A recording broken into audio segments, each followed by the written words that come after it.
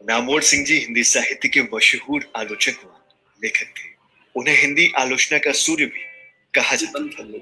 शिकत काठी, खनकदार आवाज और सफेद धोती कुर्ता उनकी खास पहचान थी। विवाचिक और लिखित आलोचना की भरी पूरी धारी और शायद यही कारण था कि उन्हें हिंदी का ब्रांड एम्बेसडर भी कहा जाता था। बताया जाता है कि उन्हें सुनने के लिए दूसरी कक्षाओं के छात्र और अध्यापक भी अपनी कक्षाएं छोड़ देते थे।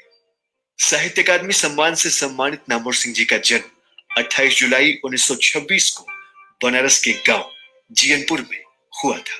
उन्होंने 1949 में काशी हिंदू विश्वविद्यालय से बीए और 1951 में हिंदी से एमए किया। इसके बाद वे काशी हिंदू विश्वविद्यालय में ही लेक्चरर बन गए। आगे चलकर 1956 में उन्होंने पृथ्वीराज रासू की भाषा विषय पर पीएचडी की। नामवर सिंह जी ने 1960 से 1965 तक बनारस में ही रहकर स्वतंत्र लेखन किया। फिर वे 1965 में जनयुग साप्ताहिक के संपादक के रूप में दिल्ली आ गए और इसी दौरान 2 सालों तक वे राजकमल प्रकाशन के साहित्यिक सलाहकार भी बने रहे। 1971 में कविता के नए प्रतिमान पुस्तक पर उन्हें साहित्य अकादमी पुरस्कार से सम्मानित किया गया। 1974 में वे जवाहरलाल नेहरू विश्वविद्यालय के भारतीय भाषा केंद्र में हिंदी के प्रोफेसर के रूप में नियुक्त हुए और यहां आकर उन्होंने भारतीय भाषा केंद्र की स्थापना की। पिछले साल 19 फरवरी 2019 को 93 साल की उम्र में नामवर सिंह जी का निधन हो गया, जिसके बाद नामवर सिंह के साथ ही हिंदी आलोचना के एक स्वर्णिम युग का भी अंत हो गया। आलोचना में उनकी किताबें पृथ्वीराज रासू की भाषा, इतिहास और आलोचना, कहानी नई कहानी, कविता के नए प्रतिमान, दूसरी परंपरा की खोज और वाद विवाद संवाद आदि मशहूर है। उनका साक्षात्कार कहना ना होगा भी साहित्य जगत में काफी लोकप्रिय है। इसके अलावा उनकी छायावाद, नामवर सिंह और समीक्षा, आलोचना और विचारधारा जैसी किताबें भी खूब चर्चित हैं। नामवर सिंह जी ने हिंदी साहित्य में आलोचना और साक्षात्कार विधा को नई पहचान ही नहीं बल्कि नए शिखर पर भी ले जाने का काम किया है। उनका नाम आते ही हिंदी आलोचना की छाया का आभास होने लगता है। वो कहते थे कि हर साहित्यिक दौर को अपना आलोचक पैदा करना होता है। मैं जिस दौर का आलोचक हूं उसके बाद की पीढ़ी का आलोचक नहीं हो सकता।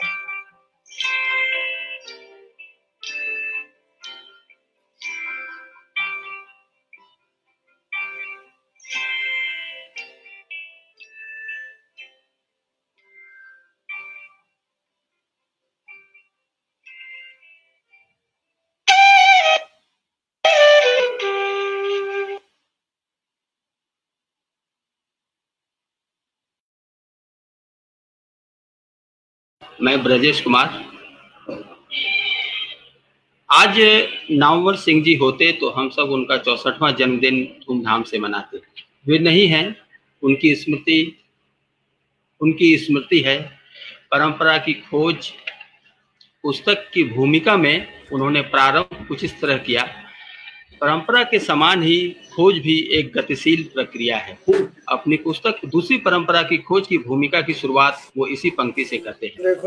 वे शरीर रूप में तो हमारे बीच नहीं हैं, लेकिन अकादमिक दुनिया से लेकर निजी जीवन के ढेरों वजह हैं कि हम उन्हें खोजते और ढूंढते रहेंगे। स्मरण नामवर उसी श्रृंखला की एक कड़ी है। इस कार्यक्रम का आयोजन केएल पचौरी प्रकाशन और काशी फाउंडेशन के तत्वाधान में किया गया है। मैं उन विद्यार्थियों में तो नहीं कि स्वर्गीय नामवर सिंह पर कोई आधिकारिक राय रखूं। वे जब तक हमारे बीच हमारे साथ यहाँ उनके अनन्य मित्र और जवाहरलाल नेहरू विश्वविद्यालय में भारतीय भाषा केंद्र में लंबे समय तक उनके साथ जुड़े रहे और भारतीय भाषा केंद्र को नई ऊंचाई देने वाले आदरणीय मैनेजर पांडे जी स्वयं इस कार्यक्रम की अध्यक्षता कर रहे हैं। इसके बाद उनके बारे में कुछ अधिक परिचय देना हमारे लिए उचित नहीं होगा। हाँ, मैं इतना जरूर बोलना चाहूँगा कि हिंदी में नामवर सिंह उत्सव सरीखे रहे। उनके बगैर साहित्य का कोई भी उत्सव फीका ही रह जाता था। आज उसी नामवर व्यक्तित्व पर उन्हें निकट से जानने समझने का हमें अवसर मिला है। इसमें श्री अच्युतानंद जी हमारे साथ हैं। श्री राम बहादुर राय सर हमें अपने अनुभव से साझा करेंगे। सुरेश शर्मा सर हैं, सदानंद शाही सर हैं और ओम प्रकाश जी हमें अपने अनुभवों से अवगत कराएंगे। सबसे पहले मैं सुरेश शर्मा जी से कहूँगा कि वे नामवर सिंह से जुड़े अपने स्मरण से हमें वाकिफ करें। आदरणीय सुरेश शर्मा सर।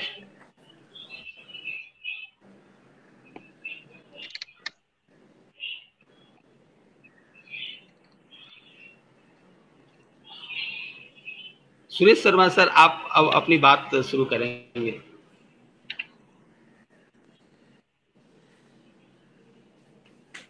नहीं, आ ही नहीं रहा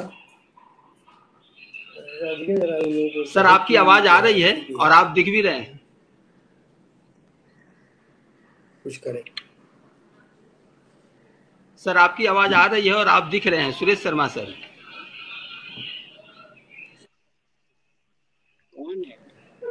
हेलो, हमारी आवाज पहुंच रही है?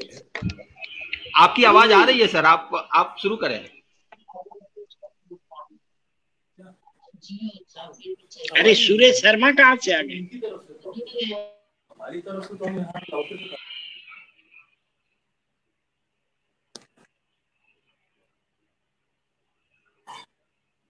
हमारी तरफ से नहीं, खरखराहट उधर से। सर, आप सुनाई दे रहे हैं और आप दिखाई भी दे रहे हैं। आप आगे बोलें।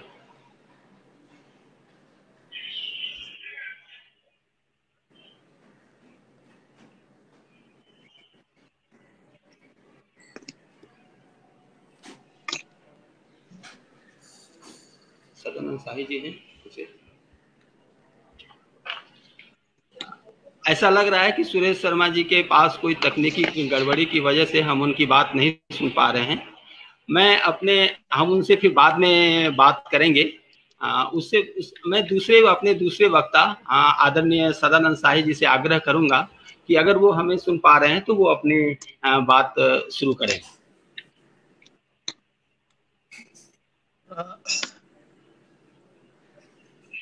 नामवर सिंह स्मृति समारोह की अध्यक्षता कर रहे परम आदरणीय प्रोफेसर मैनेजर पांडे जी, काफी प्रॉब्लम हो रही है। इस आभासी मंच पर मौजूद बड़े भाई आदरणीय राम बहादुर राय जी, प्रोफेसर अच्युतानंद मिश्र जी, सुरेश शर्मा जी, ओम प्रकाश जी दिख नहीं रहे हैं, अगर हो तो ओम प्रकाश जी, और साथियों, आज हम नामवर जी को उनकी जन्म तिथि पर याद करने के लिए इकट्ठा हुए हैं। इस आभासी माध्यम में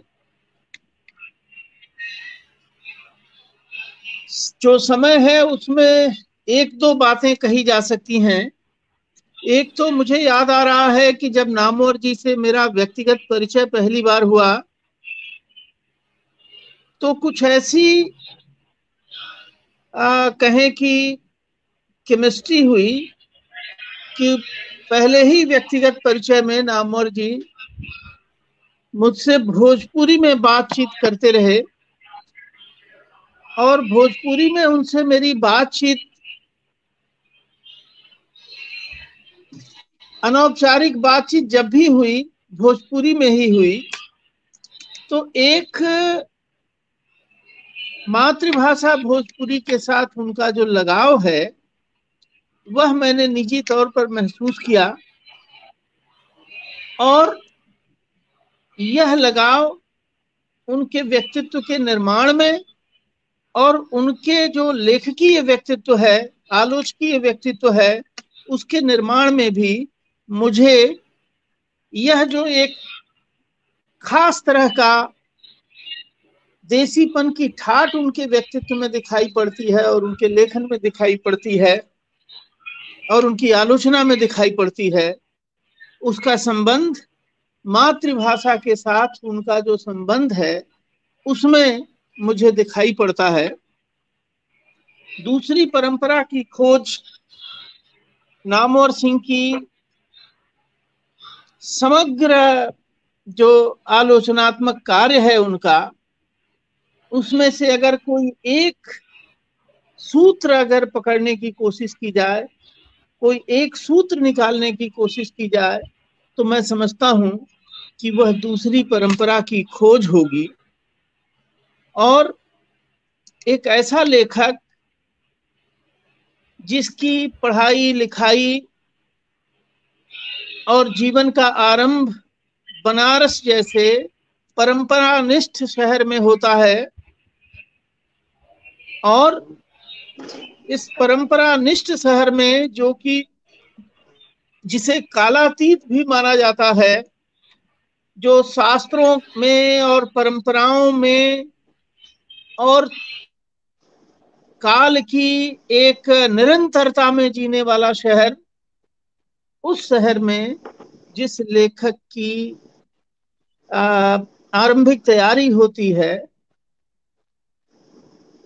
वह लेखक आप देखिए कि बनारस में रह नहीं पाता, उसे जगह नहीं मिलती। क्यों नहीं मिलती? ऐसा लगता है कि नामवर सिंह का जो समकालीनता से संवाद है, उस समकालीनता से संवाद को ये जो परंपरानिष्ठ समाज है वह स्वीकार नहीं कर पाता। और हम देखें तो बनारस की पूरी जो इतिहास परंपरा है, उस इतिहास परंपरा में जब भी कोई व्यक्ति, जब भी कोई मनीषी, जब भी कोई प्रतिभा अपने समय से साक्षात्कार करती है और अपने समय से साक्षात्कार करते हुए परंपरा की को चुनौती देती है, उसे बनारस में जगह नहीं मिलती है। कबीर को मगहर जाना पड़ता है, हजारी प्रसाद द्विवेदी को चंडीगढ़ जाना पड़ता है, नामवर सिंह को सागर और जोधपुर होते हुए दिल्ली जाना पड़ता है। तो एक तरह से यह जो दूसरी परंपरा का सूत्र है जो नामवर सिंह ने विकसित किया अपनी आलोचना में, उस दूसरी परंपरा के सूत्र का संबंध काशी की पहली परंपरा के साथ जुड़ता है, जो कि कालातीत मूल्यों में विश्वास करती है। और जब कोई समकालीनता की बात करता है, अपने समय से साक्षात्कार करता है, चाहे वे कबीर हो, चाहे वे हजारी प्रसाद द्विवेदी हो, चाहे वे नामवर सिंह हो, उनको काशी में जगह नहीं मिलती। अब कल्पना करिए कि एक ऐसा समय, आजादी के ठीक बाद का समय, और जिस समय में काशी हिंदू विश्वविद्यालय जैसे राष्ट्रीय संस्थान से बड़ी बड़ी प्रतिभाएं एक साथ निकाल दी जाती हैं, उसमें हजारी प्रसाद द्विवेदी और नामवर सिंह भी होते हैं, तो एक तरह की जड़ता संस्थाओं के भीतर जो जड़ जमा रही थी, उसका एक उदाहरण हजारी प्रसाद द्विवेदी और नामवर सिंह के निष्कासन में मिलता है। और इन सारी चीजों का संबंध जो दूसरी परंपरा की खोज जिसे नामवर सिंह कहते हैं, और मुझे लगता है कि यह खोज तो उनकी आलोचना के आरंभ से ही शुरू हो गई होगी, लेकिन इसका सूत्रीकरण करते करते उन्हें लगभग 30 साल का समय लगता है, और 80-82 में यह किताब आती है हजारी प्रसाद द्विवेदी पर केंद्रित।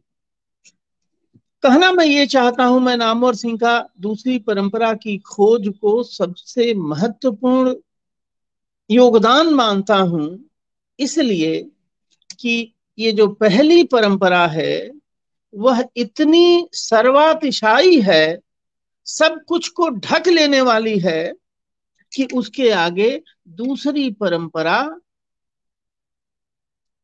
छिप सी जाती है, ढक सी जाती है और दिखाई नहीं पड़ती।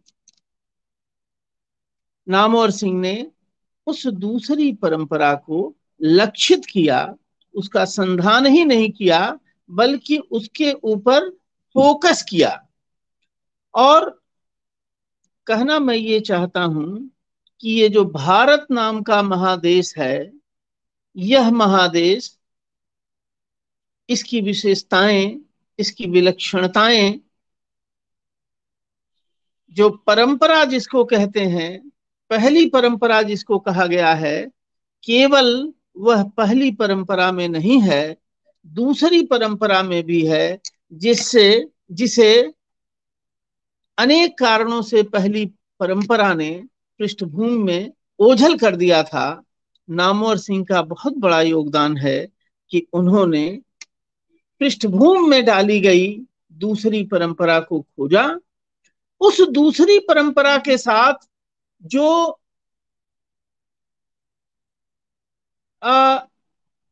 समूह जुड़ता है, कबीर का नाम लें तो कबीर के साथ जो समूह जुड़ता है, जिसको बहुत पहले से हमारे साहित्य के इतिहास में भी और जो एक शास्त्रीयता है, शास्त्रीयता के इतिहास में भी आमतौर पर पढ़े लिखे शिष्ट समाज, पढ़े लिखे वर्ग को ही केंद्रीयता उस पहली परंपरा में मिली हुई थी। और दूसरी परंपरा में जो जो बेपढ़े लिखे लोग थे, जो लोक से जुड़े हुए थे, जो धरती पर काम कर रहे थे और जिन्हें अनेक कारणों से पढ़ने लिखने का, या तो पढ़ने लिखने से वे वंचित कर दिए गए थे या उन्हें पढ़ने लिखने का अधिकार नहीं था, पढ़ने लिखने की सहूलियत नहीं थी, ऐसे एक बड़े वर्ग को पहली परंपरा के नाम पर पृष्ठभूमि में ढकेल दिया गया था। और अगर हम आंख खोलकर देखें तो भारत जैसा देश और भारत जैसे देश की जो संरचना बनती है, वह संरचना उस दूसरी परंपरा से ही बनती है। और लोकतांत्रिक भारत के भीतर उस दूसरी परंपरा को दृश्य पर लाए बिना, मंच पर लाए बिना हम एक समूचे भारत की कल्पना नहीं कर सकते हैं। इसलिए मुझे लगता है कि नामवर सिंह की दूसरी परंपरा की खोज को एक तरह से भारत की खोज के रूप में भी हम पढ़ सकते हैं और देख सकते हैं। भारत की वह एक विस्तृत बड़ी आबादी जो लोक के नाम से जिसको हम जानते हैं और जिसे परंपरागत रूप से बेपढ़े लिखे लोग कह करके निंदित किया जाता रहा है, बेपढ़े लिखे लोग कह करके अवमानित किया जाता रहा है, उस समूह के बगैर भारत का एक स्वरूप नहीं बनता है। तो इस दूसरी परंपरा के सूत्र में एक तरह से भारत की खोज है। और जब नामवर सिंह भारत के बारे में एक अपना दृष्टिकोण रखते हैं, कई सारी मुझे याद आ रहा है कि मैथिली शरण गुप्त की जन्म शताब्दी के अवसर पर उन्होंने एक व्याख्यान दिया था और उस व्याख्यान में उन्होंने ये बताने की कोशिश की कि किस तरह से भारती का भारत एक बहुत ही सीमित भारत है, जिस भारत में दक्षिण भारत नहीं है, जिस भारत में 10 स्त्रियां नहीं है, जिस भारत में जिसे आज हम दलित और पिछड़ा वर्ग कहते हैं वह नहीं है, तो ऐसा भारत समग्र भारत नहीं हो सकता। तो नामवर सिंह भारत को के समग्र रूप को देखने के लिए, पहचानने के लिए, उससे परिचित होने के लिए जो दृष्टि हमको देते हैं, वह दृष्टि है दूसरी परंपरा की खोज। और इस दूसरी परंपरा की खोज का संबंध बहुत गहरे नामवर सिंह के भीतर बैठे उस किसान के भीतर है, जो किसान एक छोटी सी छोटी चीज को जब उठाता है तो काफी ठोंक बजा के देखता है, कई बार देखता है। नामवर सिंह की आलोचना में और नामवर सिंह के लेखन में हम देखते हैं कि वो किसी शब्द का व्यवहार जब करते हैं, किसी विचार का व्यवहार जब करते हैं, तो काफी उसको ठोक बजाकर देखते हैं, समझते हैं। तो मैं समझता हूं कि मुझे जो समय दिया गया है वो समय बहुत कम है, लेकिन समय के हिसाब से जो मैं मुख्य बात कहना चाह रहा था कि दूसरी परंपरा की खोज के सूत्र नामवर सिंह के किसान व्यक्तित्व और देसीपन, ठेठ देसी ठाठ से जुड़ता है, और आगे चल करके एक समग्र भारत की खोज और आजादी के बाद एक नए बनने वाले भारत की खोज की एक अपने ढंग से दृष्टि देता है। और इस नाते भी नामवर सिंह को हमें याद करना चाहिए, और एक इस नाते भी नामवर सिंह हमारी साहित्यिक दृष्टि के और हमारी सामाजिक दृष्टि के और हमारी भारतीय दृष्टि के उन नायकों में से एक हैं और प्रमुख हैं, और इस रूप में वो याद किए जाते रहेंगे। इन्हीं शब्दों के साथ मैं आज उनके जन्म दिवस पर उन्हें अपनी श्रद्धांजलि अर्पित करता हूं। बहुत बहुत धन्यवाद।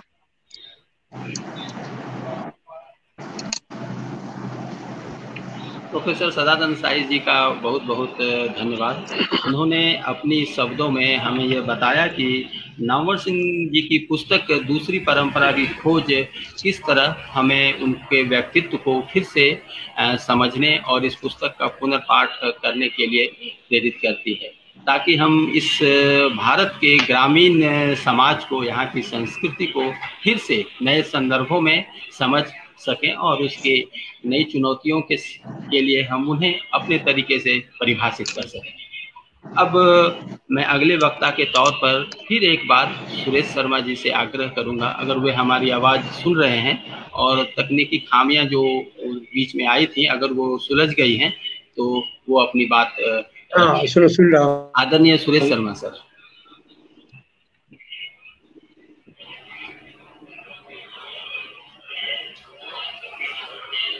मेरी आवाज सुनाई? हाँ सुन रहे हैं आप लोग, आप बताएं सर। हेलो। हाँ, सब लोगों को नमस्कार।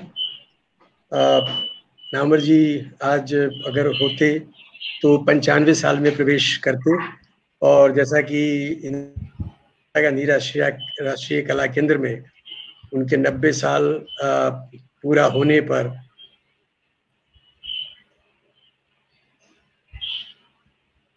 संपूर्णता के साथ नामवर जी का क्या योगदान है वो मैं बहुत संक्षेप में रखना चाहता हूँ कि उनकी काम की जो दिशाएं हैं वो क्या है और क्या उनका योगदान है, क्यों हम उनको जो रिक्त है वो क्यों हम उनको याद करें और क्यों क्या हम उनसे सीखें। नामवर जी ने दो दिशाओं में काम किया है हिंदी साहित्य में। एक तो हिंदी भाषा के विकास से संबंधित चिंतन है उनका, जिस पर बहुत कम ध्यान दिया गया है और जिस पर कम चर्चा हुई है, बाद में उन्होंने भी उसको आगे नहीं बढ़ाया। तो हिंदी भाषा के विकास से संबंधित चिंतन है। और दूसरा काम उन्होंने हिंदी साहित्य का जो आधुनिक हिंदी साहित्य है उसका स्वरूप क्या है इसकी उन्होंने व्याख्या की है। ये दो दिशाओं में उन्होंने काम किया है। पहले मैं उनका जो हिंदी भाषा के विकास से संबंधित चिंतन है उसके बारे में कहना चाहता हूँ। उनकी जब वो एमए में पढ़ते थे तो एक पेपर था जिसमें कि लघु शोध प्रबंध लिख के देना पड़ता था। तो वो उसमें उन्होंने हिंदी के विकास में अपभ्रंश का योग, ये शोध ग्रंथ लिखा, जो किताब के रूप में 1952 में वो छप गई थी किताब वो। तो उसमें उन्होंने क्या बताया था, उन्होंने पहली बार नहीं बल्कि जगह जगह ये बात कही जा रही थी, हिंदी के बारे में ये बात रखी कि हिंदी का सीधा विकास संस्कृत से नहीं हुआ है, वो वाया अपभ्रंश हुआ है और अपभ्रंश लोक भाषाओं से संयुक्त होकर फिर हिंदी का जन्म हुआ है और हिंदी का विकास हुआ है। ये बात उन्होंने बहुत क्रांतिकारी धारणा थी। बाद में किशोरीदास वाजपेयी ने हिंदी शब्दानुशासन में इसको बहुत ही विस्तार से और भी आगे खोज करने की कोशिश की है और बढ़ाया है। और चूंकि वो साहित्य से भी सीधे संबद्ध थे नामवर जी, तो उन्होंने इसी हिंदी के विकास में अपभ्रंश का योग जो किताब है उसमें साहित्यिक जो विकास है हिंदी में, उसमें भी अपभ्रंश का क्या योगदान है ये भी बताया है। यानी जो भक्ति काल है इसमें कबीर, सूर, तुलसी, तो भ्रंश में उसकी शुरुआत हो।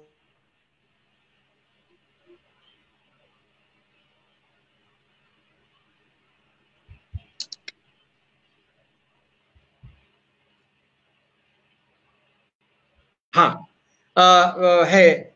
उसके बाद जो दूसरी किताब उनकी भाषा से संबंधित है वो एक इटली के विद्वान हुए हैं तेस्सी तोरी। उन्होंने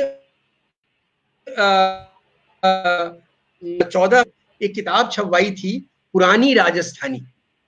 उसमें उन्होंने ये अपभ्रंश से राजस्थानी का विकास कैसे हुआ और राजस्थानी से हिंदी की कैसे का विकास हुआ है, ये इसका उन्होंने विस्तार से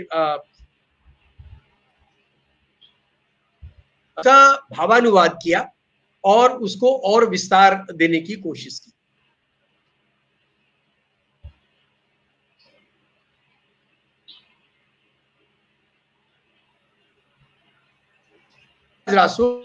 भाषा और साहित्य, ये उनकी तीसरी किताब भाषा से संबंधित है। इसमें उन्होंने बताया है कि अपभ्रंश लोक भाषाओं से मिलकर एक पुरानी हिंदी का निर्माण हुआ और उस पुरानी हिंदी से फिर धीरे धीरे भक्ति काल और फिर उसके बाद रीति काल और फिर आधुनिक काल भारतेंदु से लेके आज तक फिर वो हिंदी का विकास हुआ। ये उनकी भाषा संबंधी उनके चिंतन का सार है और इस पर अभी काम किए जाने की जरूरत है। इस पर किशोरीदास वाजपेयी जी ने काम किया है, अभी वो काम बाकी है। एक और भी बात है जो उनके इस चिंतन से निकलता है कि हम अनेक मामलों में यह पूरा देश एक है, लेकिन भाषा विकास की दृष्टि से भी हम एकात्म हैं। यानी जो अपभ्रंश है उससे जो अपभ्रंश से ही बंगला, जो आधुनिक भारतीय अपभ्रंश से ही वो बंगला है, ये मराठी है, गुजराती है और हिंदी तो है ही, और बाकी जो खड़ी बोली ये मेरठ और इलाकों में जो बोली जाती है वो। तो इस तरह से भाषा के स्तर पर भी हमारी संस्कृति और हमारी एकात्मता है। ये एक महत्वपूर्ण बात है जो पुरानी हिंदी जो नामवर जी ने स्थापना की उससे बात सामने आती है। तो ये तो भाषा संबंधी। साहित्य संबंधी जो उनका चिंतन है थोड़े मैं वो कहना चाहता हूँ। साहित्य हिंदी आधुनिक हिंदी साहित्य के स्वरूप से संबंधित चिंतन है कि सबसे पहले उन्होंने जब देखा कि सन 50 के बाद आधुनिक हिंदी साहित्य में परिवर्तन हुआ और आधुनिकता आई, तो वो सबसे पहले संगठित रूप से नामवर जी ने आधुनिक हिंदी साहित्य की प्रवृत्तियां, ये 1954 में उनकी किताब छपी है, उसमें छायावाद, रहस्यवाद, प्रगतिवाद और प्रयोगवाद, जो उस समय तक के जितने भी काव्य धाराएं थी उसका उन्होंने विश्लेषण किया। पहली बार अलग अलग और छिटपुट रूप में होता था वो उन्होंने किया। उसके बाद 1955 में ठीक एक साल बाद जो 20वीं सदी की जो एक काव्य धारा थी स्वाधीनता आंदोलन के दिनों में छायावाद, उस पर एक किताब लिखी, और वो उस किताब में उन्होंने उसको सिर्फ कल्पना और भावुकता से न जोड़कर राष्ट्रीय जागरण से जोड़ा। ये एक छायावाद में उनकी महत्वपूर्ण उपलब्धि है। तीसरी किताब कविता संबंधी जो उनकी है वो है कविता के नए प्रतिमान।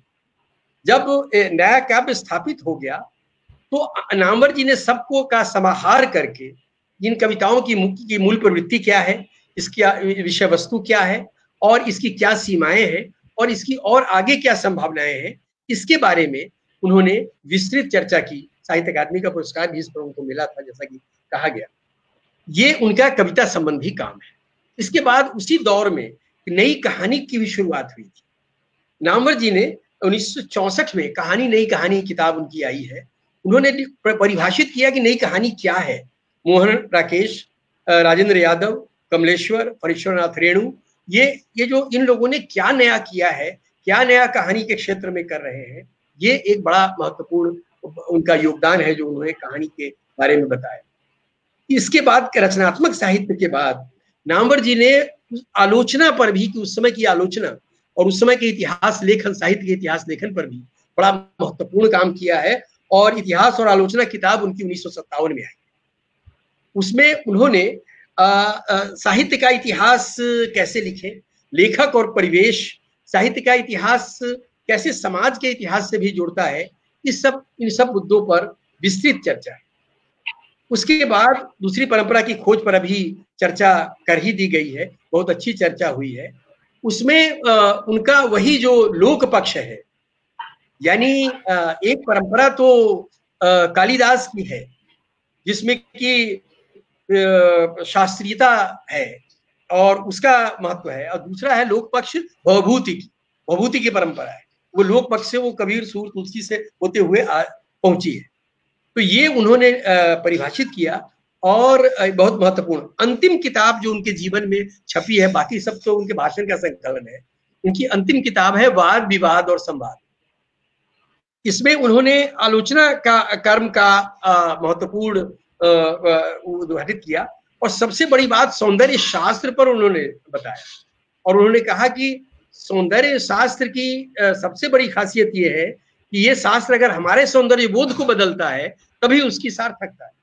मुझे याद है मैनेजर पांडे जी, हमारे गुरुदेव, वो नामवर जी और पांडे जी दोनों लोग रामविलास शर्मा को समर्पित है ये किताब, वो लेकर पहुंचे थे उनके यहाँ।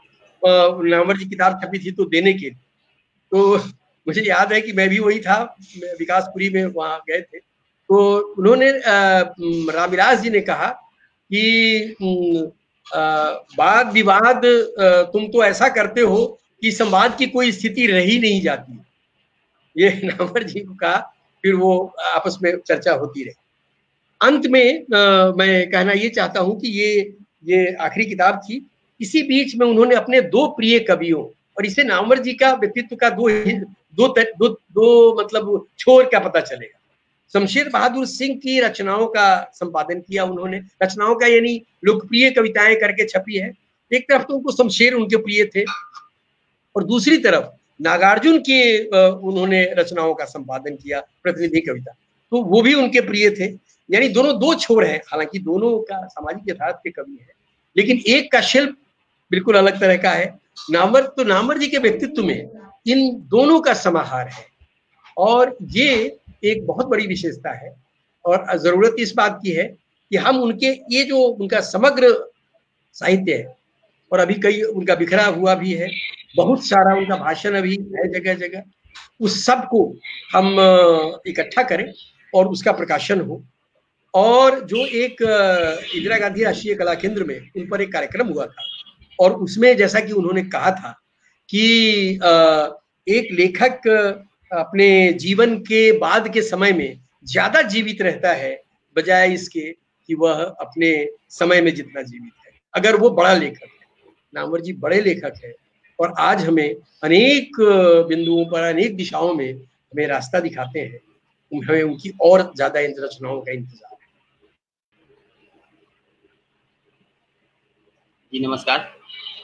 सुरेश शर्मा जी ने हमें हिंदी भाषा के विकास का चिंतन और साहित्य चिंतन जो नामवर सिंह जी का रहा उस पर उन्होंने अपनी बातें हमारे सामने रखी हैं। एक बात मैं इसमें और जोड़ना चाहूँगा कि नामवर सिंह जी को जो पुरस्कार जिस किताब पर मिला, उससे नामवर सिंह जी अपने आखिरी समय तक खुद ही बहुत संतुष्ट नहीं थे, और दूसरे हिंदी के जो आलोचक समालोचक थे वो भी ये मानते थे कि नामवर सिंह जी की ये एक जटिल पुस्तक है, जिसे और सहज और तरीके से वो अब कह सकते थे। जो जगह जगह उन्होंने अपने भाषणों में या अपने उद्बोधन में उन्होंने अपनी बातों को परिभाषित भी किया। बहरहाल ये तो हिंदी का अपना भाग्य है। अब हम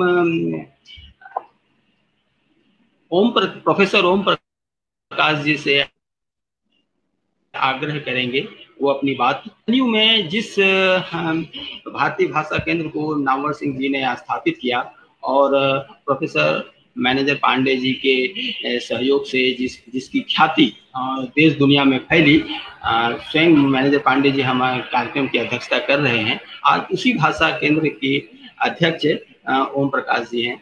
मैं उनसे आग्रह करता हूं कि वो अपनी बात रखें।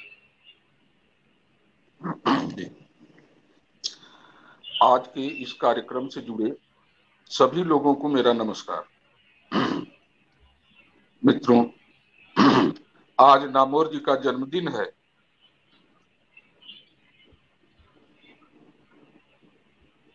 मुझे याद आ रहा है कि पिछले 6-7 सालों से हम लोगों ने एक परंपरा बना रखी थी कि नामवर जी का जन्मदिन भारतीय भाषा केंद्र में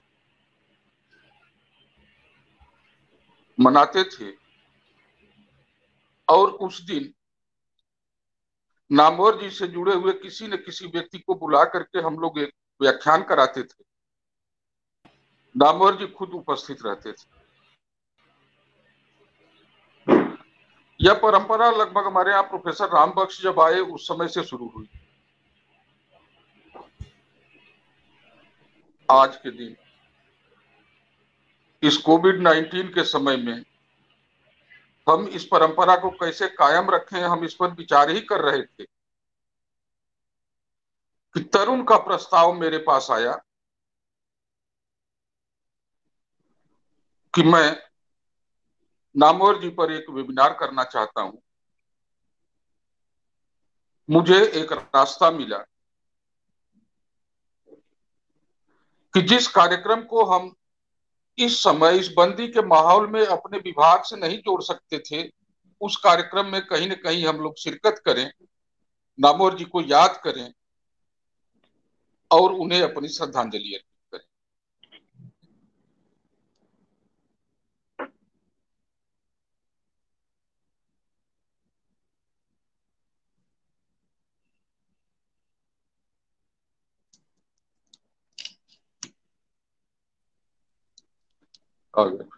नामवर जी का संबंध, साहित्यिक संबंध बनारस से शुरू हुआ।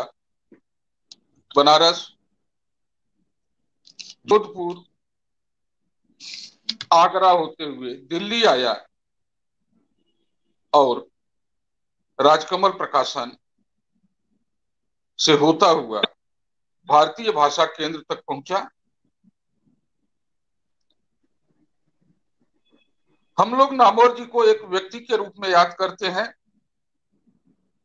मैं यह जोर देकर के कहना चाहूंगा कि नामवर जी एक व्यक्ति नहीं, एक संस्था थे। वे केवल हिंदी भाषा या हिंदी आलोचना तक ही सीमित व्यक्ति नहीं थे, बल्कि उनके व्यक्तित्व के कई पक्ष ऐसे हैं जिन पर चर्चा होनी चाहिए। हमारे साथ यहाँ प्रोफेसर मैनेजर पांडे हैं, जो कि नामवर जी के लगभग उन सभी रूपों से परिचित हैं जितने रूपों में हम बांट करके उनके व्यक्तित्व का अध्ययन करते हैं।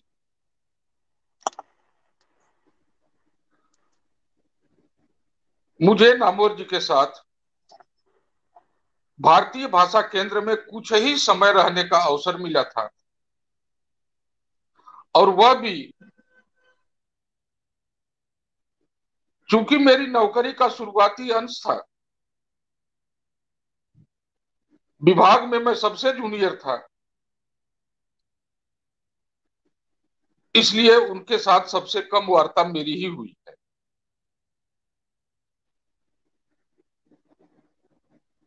मैं जब नामवर जी के कृतित्व पर ध्यान देता हूं तो मुझे ऐसा लगता है कि नामवर जी के कृतित्व को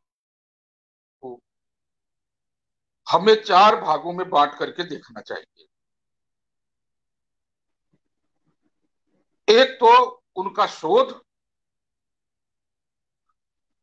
दूसरे उनका शिक्षण,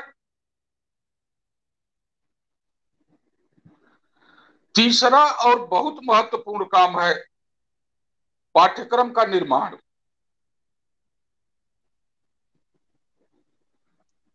चौथी चीज आलोचना, और इस आलोचना में उनकी वाचिक और लिखित दोनों परंपराएं शामिल हैं।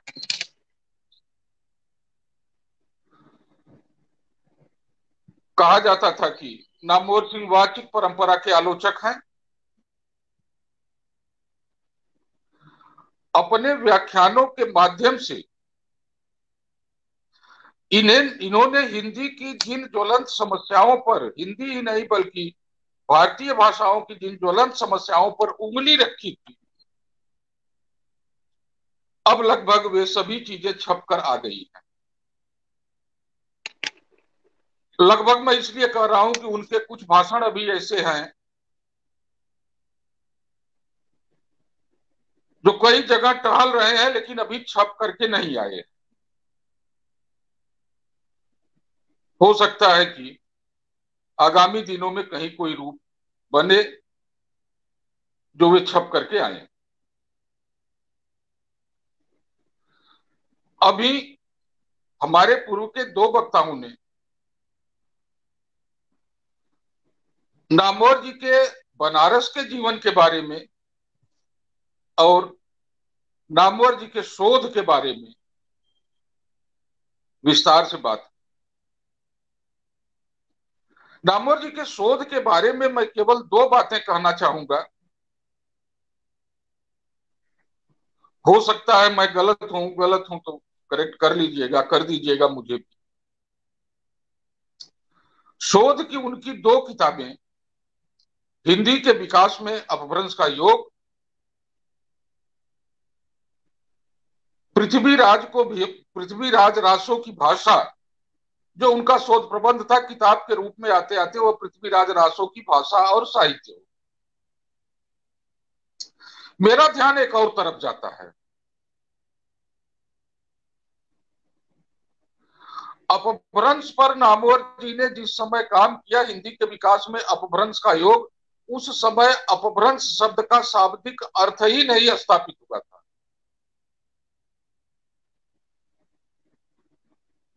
विवाद था।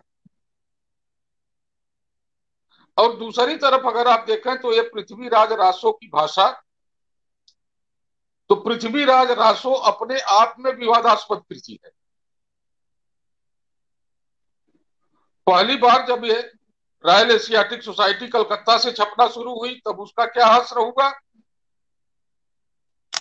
नागरी प्रचारणी सभा से छप गई, उसके बाद इस पर कितना बवाल मचा। इन दो हैं और हमसे आपसे ज्यादा नामवर जी उस समय परिचित, लेकिन उन्होंने अपने शोध के लिए इन दोनों मुद्दों को अपनाया और अपना शोध विषय बनाया। यह एक जोखिम और साहस का काम था।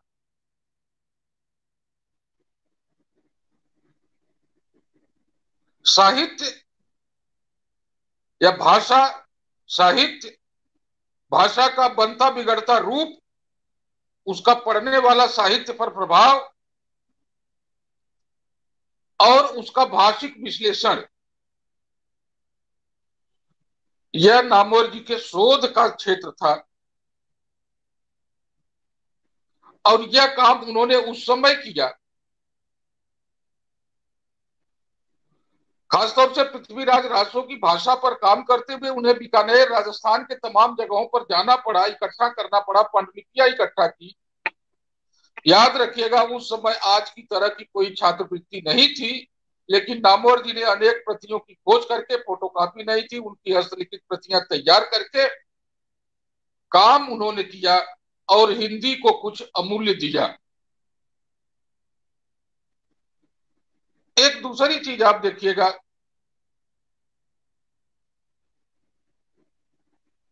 कि जिस तरह से अपभ्रंश पर शोध कार्य करके फिर जीवन भर नामवर जी अपभ्रंश की तरफ नहीं घूमे, अगर घूमते तो कुछ और कल्याण होता।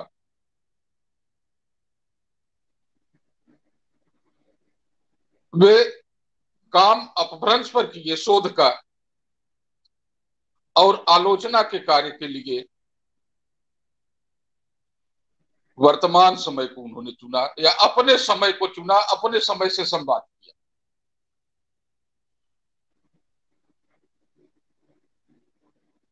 हिंदी आलोचना के लिए नामवर जी को कई तरह से याद किया जाता है।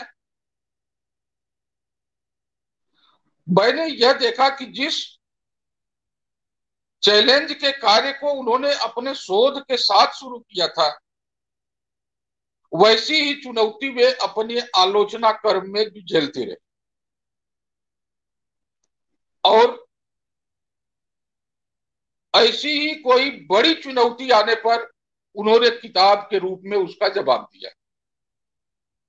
या जब हिंदी साहित्य में कोई ऐसी विधा या कोई ऐसा बिंदु विवाद के घेरे में आया है, तब नामवर जी की उस पर लेखनी चली है। वह चाहे छायावाद हो, चाहे कहानी नई कहानी हो, चाहे इतिहास और आलोचना हो, चाहे वाद विवाद संवाद हो।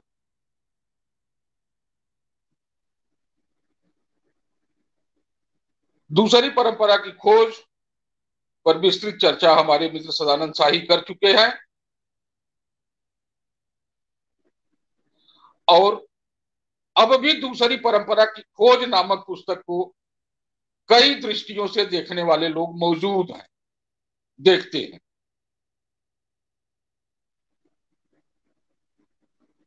कहानी नई कहानी पर जब बात चली, एक बहस चली, उस समय नामवर जी ने कहानी नई कहानी किताब की रचना की। छायावाद पर भी एक बहस चली थी, और छायावाद को किशोर भावुकता का काव्य कहा गया था, पलायनवादी कहा गया था। इन्हीं बातों का जवाब देने के लिए नामवर सिंह ने छायावाद नामक किताब की रचना की, और जिसमें उन्होंने यह स्थापित किया कि छायावाद का संदर्भ या छायावाद का संबंध भारतीय राष्ट्रीय आंदोलन और भारत की आवाम से है। उसमें हमारा सुख दुख व्यक्त हुआ है। यह जरूर है कि कविता ने अपना ढर्रा बदला है, जिस बदले हुए ढर्रे में हम उस कविता की पहचान नहीं कर पाते। इसी तरह से इतिहास और आलोचना नामक पुस्तक में उस समय जो कलकत्ता में एक सेमिनार की बहस चली थी हिंदी साहित्य के इतिहास लेखन को लेकर के, हिंदी साहित्य में शोध की नई दिशाओं के प्रवेश को लेकर के, साहित्य के समाज शास्त्र की बात को लेकर के उसकी अनुगूंज है।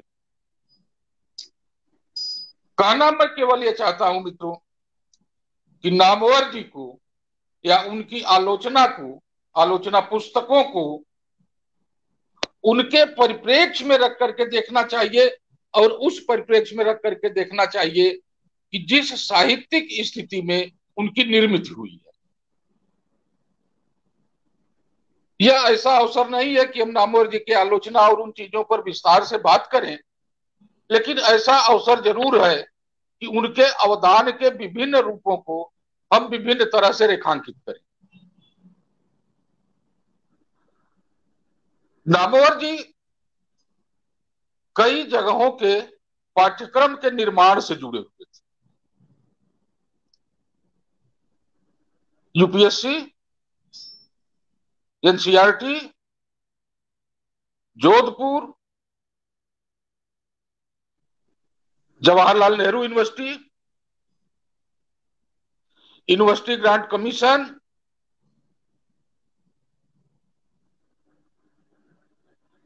ये कुछ ऐसे संस्थान है जहां पर उन्होंने विस्तार से साहित्य का पाठ्यक्रम बनाया था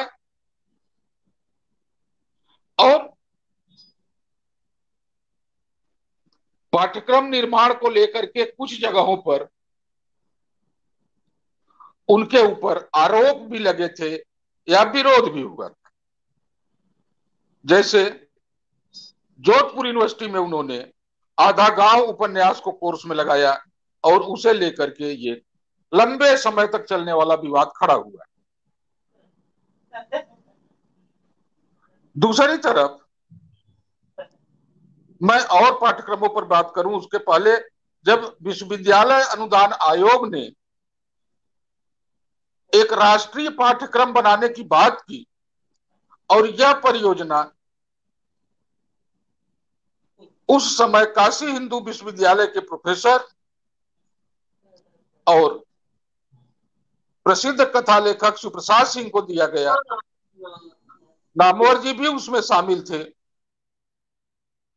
लेकिन पता नहीं क्यों उस पाठ्यक्रम को वे अंतिम रूप तक पहुंचा नहीं पाए।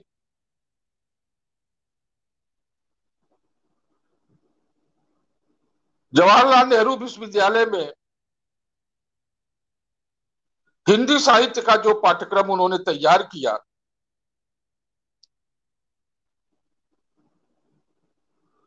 उसी पाठ्यक्रम को अपडेट करते हुए हम आज भी चल रहे हैं।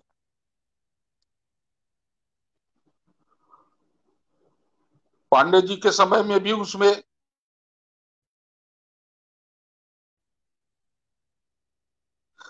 विशेषता यह है कि हम जब भी उस पाठ्यक्रम पर काम करने बैठते हैं हम उसमें कुछ जोड़ ही पाते हैं, घटा नहीं पाते। मतलब वह इतना सुचिंतित है, इतना सुव्यवस्थित है कि उसमें से कुछ भी हटाना मुश्किल है।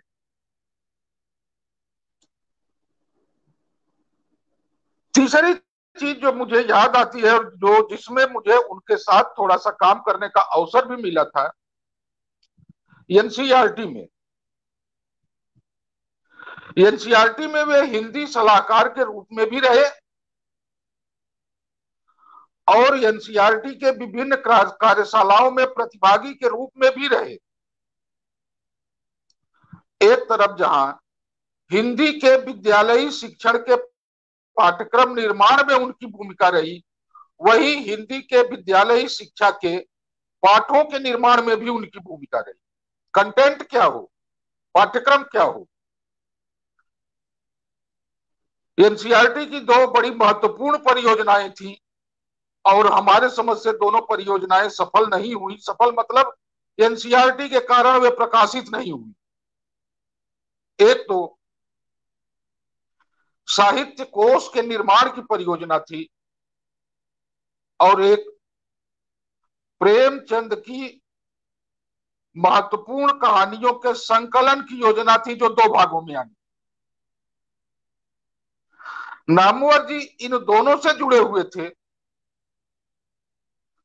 और इन दोनों से या इन दोनों की कार्यशालाओं में एक एक शब्द पर वह कितना जोर देते थे, कितना उस पर डिस्कशन कराते थे, या किसी एक कहानी को कि प्रेमचंद की कोई एक कहानी अगर आप प्रस्तावित कर रहे हैं, चुन रहे हैं, तो आप ये बताइए क्यों चुन रहे हैं। इसके बाद उस पर नामवर जी एक लंबा वार्तालाप उस पर करते थे और इन सब के बीच में कुछ ही कहानियां रेखांकित हो पाती थी, चयनित हो पाती थी। जो कहानियां चयनित हो जाती थी, 10 अगर हो गई तो उन पर एक बार डिबेट फिर शुरू होती। लेकिन ये दोनों परियोजनाएं तो उसी तरह रह गई। यह जरूर था कि नामवर जी के सलाहकार के रूप में या नामवर जी के संपादन के रूप में जो एनसीईआरटी में किताबें आई, वे किताबें आज भी वहां कोर्स में तो नहीं रह गई हैं, लेकिन लोग याद करते हैं। और मुझे याद आता है खासतौर से उनकी एक कविता पर चयनिका किताब आई थी। चयनिका किताब की भूमिका के लिए लोग उसे आज भी अपने थैले में रखकर टहलते।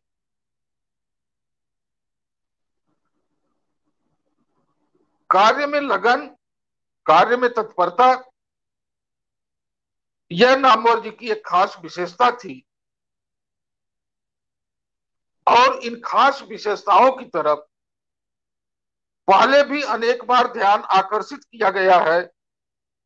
जब भी नामवर जी पर बोला जाएगा या कुछ कहा जाएगा तो इन चीजों पर हमारा ध्यान जरूर जाएगा। तीसरी चीज, चौथी चीज जो मैं नामवर जी के संदर्भ में कहना चाहूंगा कि नामवर जी केवल हिंदी के ही साहित्यकार नहीं थे। हिंदी के अलावा अन्य भारतीय भाषाओं, समाजशास्त्र, दर्शन, राजनीति शास्त्र, इतिहास, इन सब पर वे जितना अपडेट रहते थे, जितना तैयार रहते थे, दूसरे लोग तैयार नहीं रहते। इसीलिए अभी उनका प्रकाशन बाकी है। उनके कुछ भाषण ऐसे हैं जो कि उन्होंने विभिन्न भारतीय भाषाओं पर दिए। खास तौर से मुझे याद आता है कि नामवर जी ने एक भाषण अखिल भारतीय आयुर्विज्ञान संस्थान, AIIMS, all India medical institute, इसमें उड़िया साहित्य पर दिया था।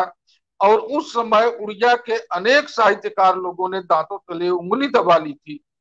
इतनी अच्छी जानकारी तो हम उड़िया वालों को भी नहीं है, उड़िया साहित्य की जितनी जानकारी नामवर सिंह को है। इसी तरह से एनसीईआरटी में ही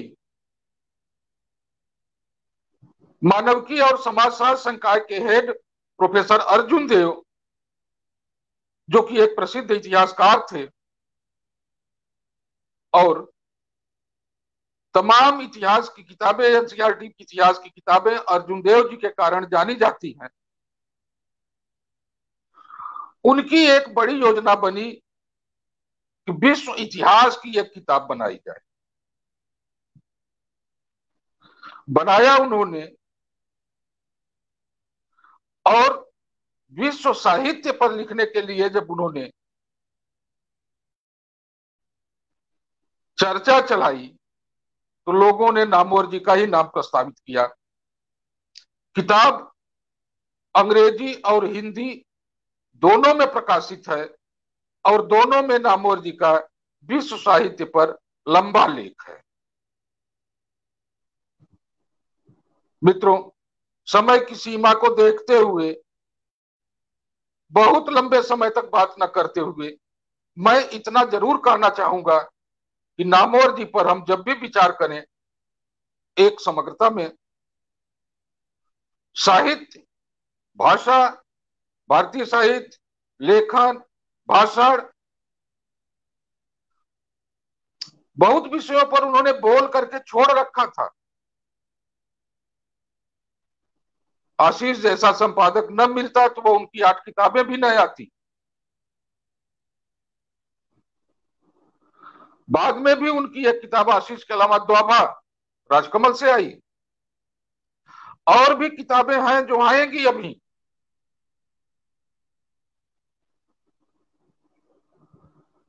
इसीलिए कहा जाता था कि नामवर जी वाचिक परंपरा के आलोचक हैं। उन्होंने जितना लिखा है उससे बहुत ज्यादा बोला है और उनका यह मानना था कि वे जिस काल में हैं उस काल में लिखने की अपेक्षा बोलना ज्यादा जरूरी है। बोल करके अपनी बात अधिक दूर तक फैलाई जा सकती है, अधिक लोगों तक पहुंचाई जा सकती है। उन्होंने बोला, फैलाया है अपनी बात को, अपनी साहित्यिक विरासत वे हम लोगों को सौंप गए हैं।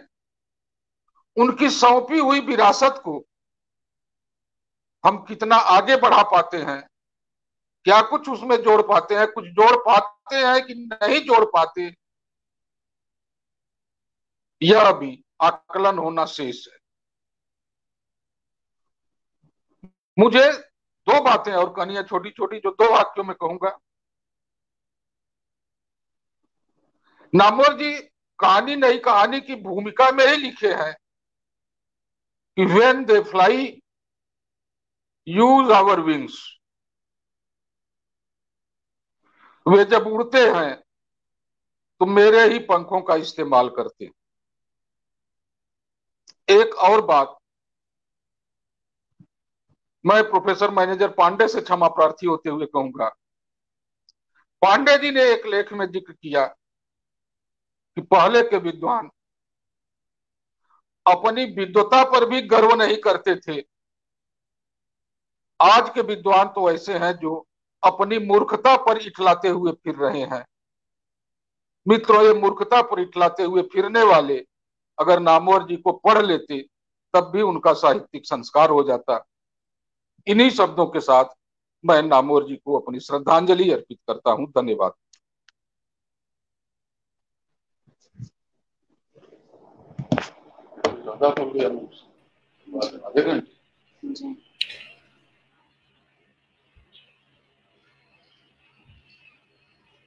प्रोफेसर ओम प्रकाश जी, आपका बहुत बहुत धन्यवाद। आपने नामवर सिंह जी के अकादमिक जगत पर, उनकी कामों पर आपने एक गहन चिंतन हमारे सामने रखा।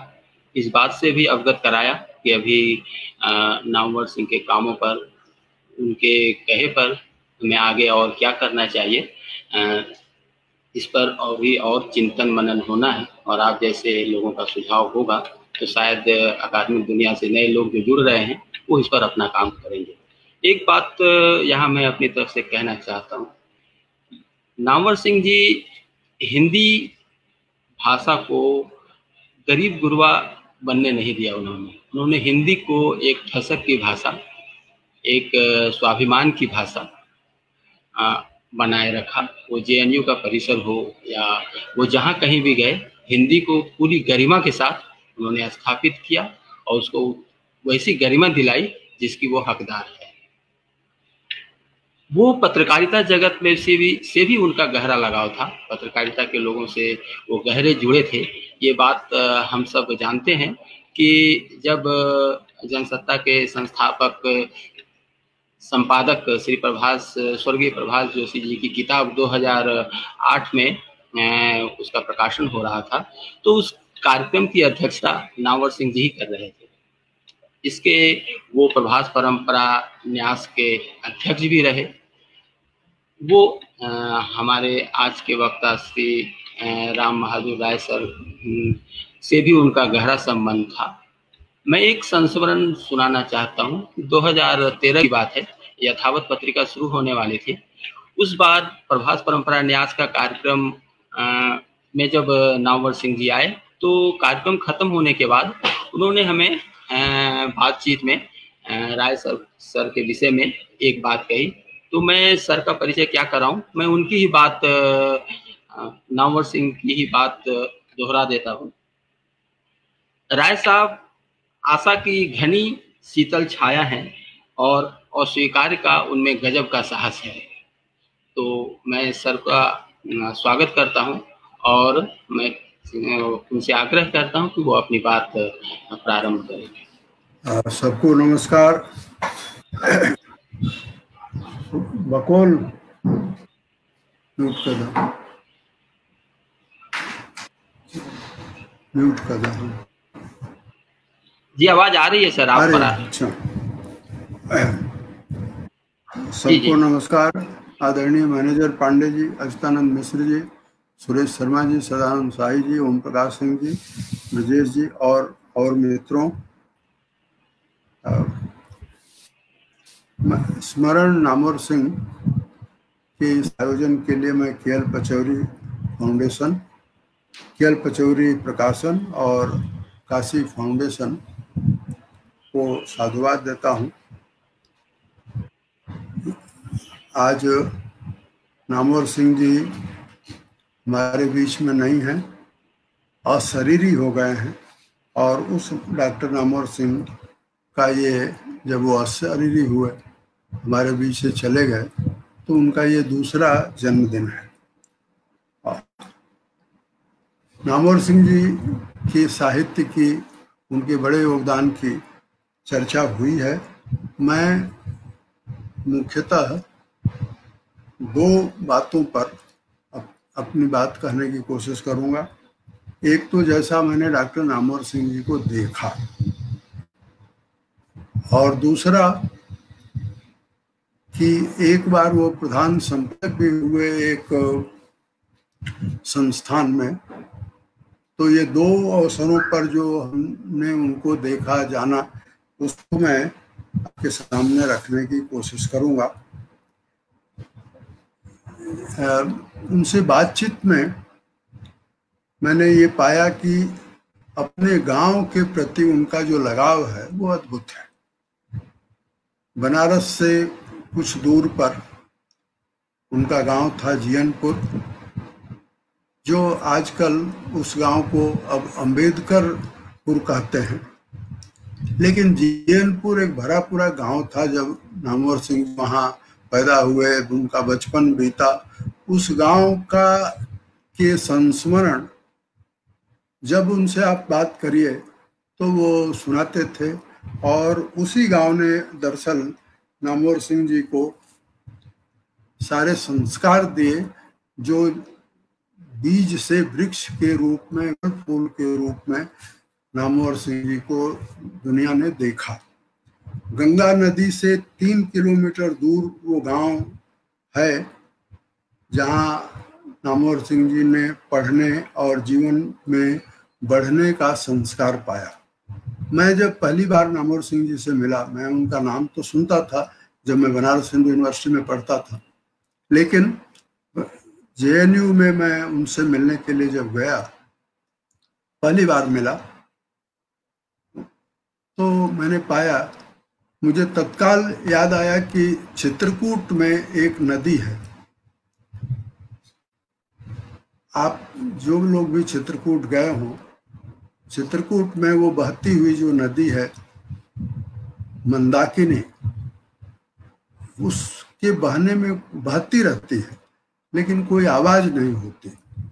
मैंने ये पाया कि नामवर सिंह जी दरअसल मंदाकिनी के स्वरूप हैं। और अपने गांव के बारे में वो बोलते हुए अक्सर याद करते थे कि एक प्रसाद जी होते थे जिनको वो अपना धर्म पिता मानते थे। एक बार उन्होंने अपने संस्मरण में बताया कि उनके पिताजी, नामवर सिंह जी के पिताजी, जो अध्यापक थे और चाहते थे कि ये भी अध्यापक बने, परंतु प्राइमरी स्कूल के अध्यापक बने, और उनके पिताजी ने नामवर सिंह जी का नाम रख दिया रामजी सिंह। उनके पिताजी बार बार जब रामजी कहते थे तो नामवर सिंह जी को ये नाम पसंद नहीं आता था। पड़ोस की एक महिला ने उनकी माता से कहा कि इसका नाम रखो नामवर। जब उनकी माता उनके पिता रामजी कहते थे तो ये थोड़ा मायूस हो जाते थे, लेकिन जब उनकी माता नामवर कहती थी तो ये उत्साहित हो जाते थे। और अपने संस्मरण में उन्होंने एक बार मुझे कहा कि राम से प्रिय तब भी कोई दूसरा नहीं होता था, लेकिन वे हुए नामवर सिंह। 1942 में वे 8वीं कक्षा में पढ़ते थे और राष्ट्रीय आंदोलन की शिक्षा उनको उसी 1942 से मिली। एक घटना जो नामवर सिंह जी को समझने में मदद करती है, और वो बातचीत में कई बार कहते भी थे, जब उन्होंने बनारस हिंदू यूनिवर्सिटी से एमए हिंदी साहित्य में फर्स्ट क्लास फर्स्ट किया, तो उन्हें एक प्रस्ताव मिला गोरखपुर से। ये कम लोग जानते हैं, गोरखपुर में महाराणा प्रताप कॉलेज है, वहां से उनको एक प्रस्ताव मिला, अगर वे वहां जाते तो विभागाध्यक्ष के रूप में उनकी नियुक्ति होती। लेकिन नामवर सिंह जी के दिमाग में एक बात बैठी हुई थी कि जब वे 7वीं 8वीं में और हाई स्कूल तक पढ़ने के लिए जिस आजकल के यूपी कॉलेज और उस समय के हैबिट कॉलेज स्कूल में गए, तो वो क्षत्रियों का कॉलेज था। जब उन्होंने एमए किया और महाराणा प्रताप कॉलेज से उनको प्रस्ताव मिला, तो उन्होंने उसको स्वीकार नहीं किया।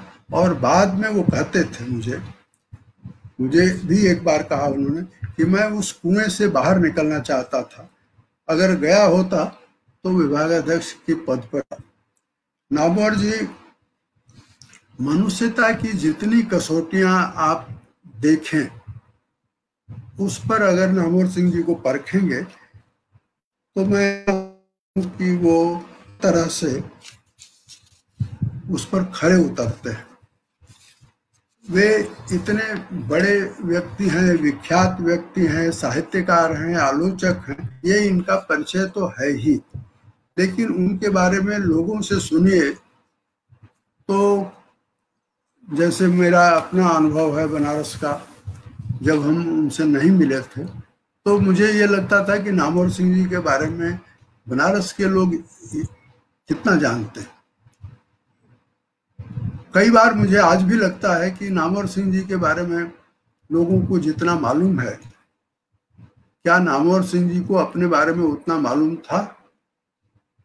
तो आप पाएंगे कि दरअसल कुछ ये विचित्र स्थिति है कि नामवर सिंह जी अपने बारे में जो नहीं जानते थे, वो भी दूसरे लोग उनके बारे में जानते थे।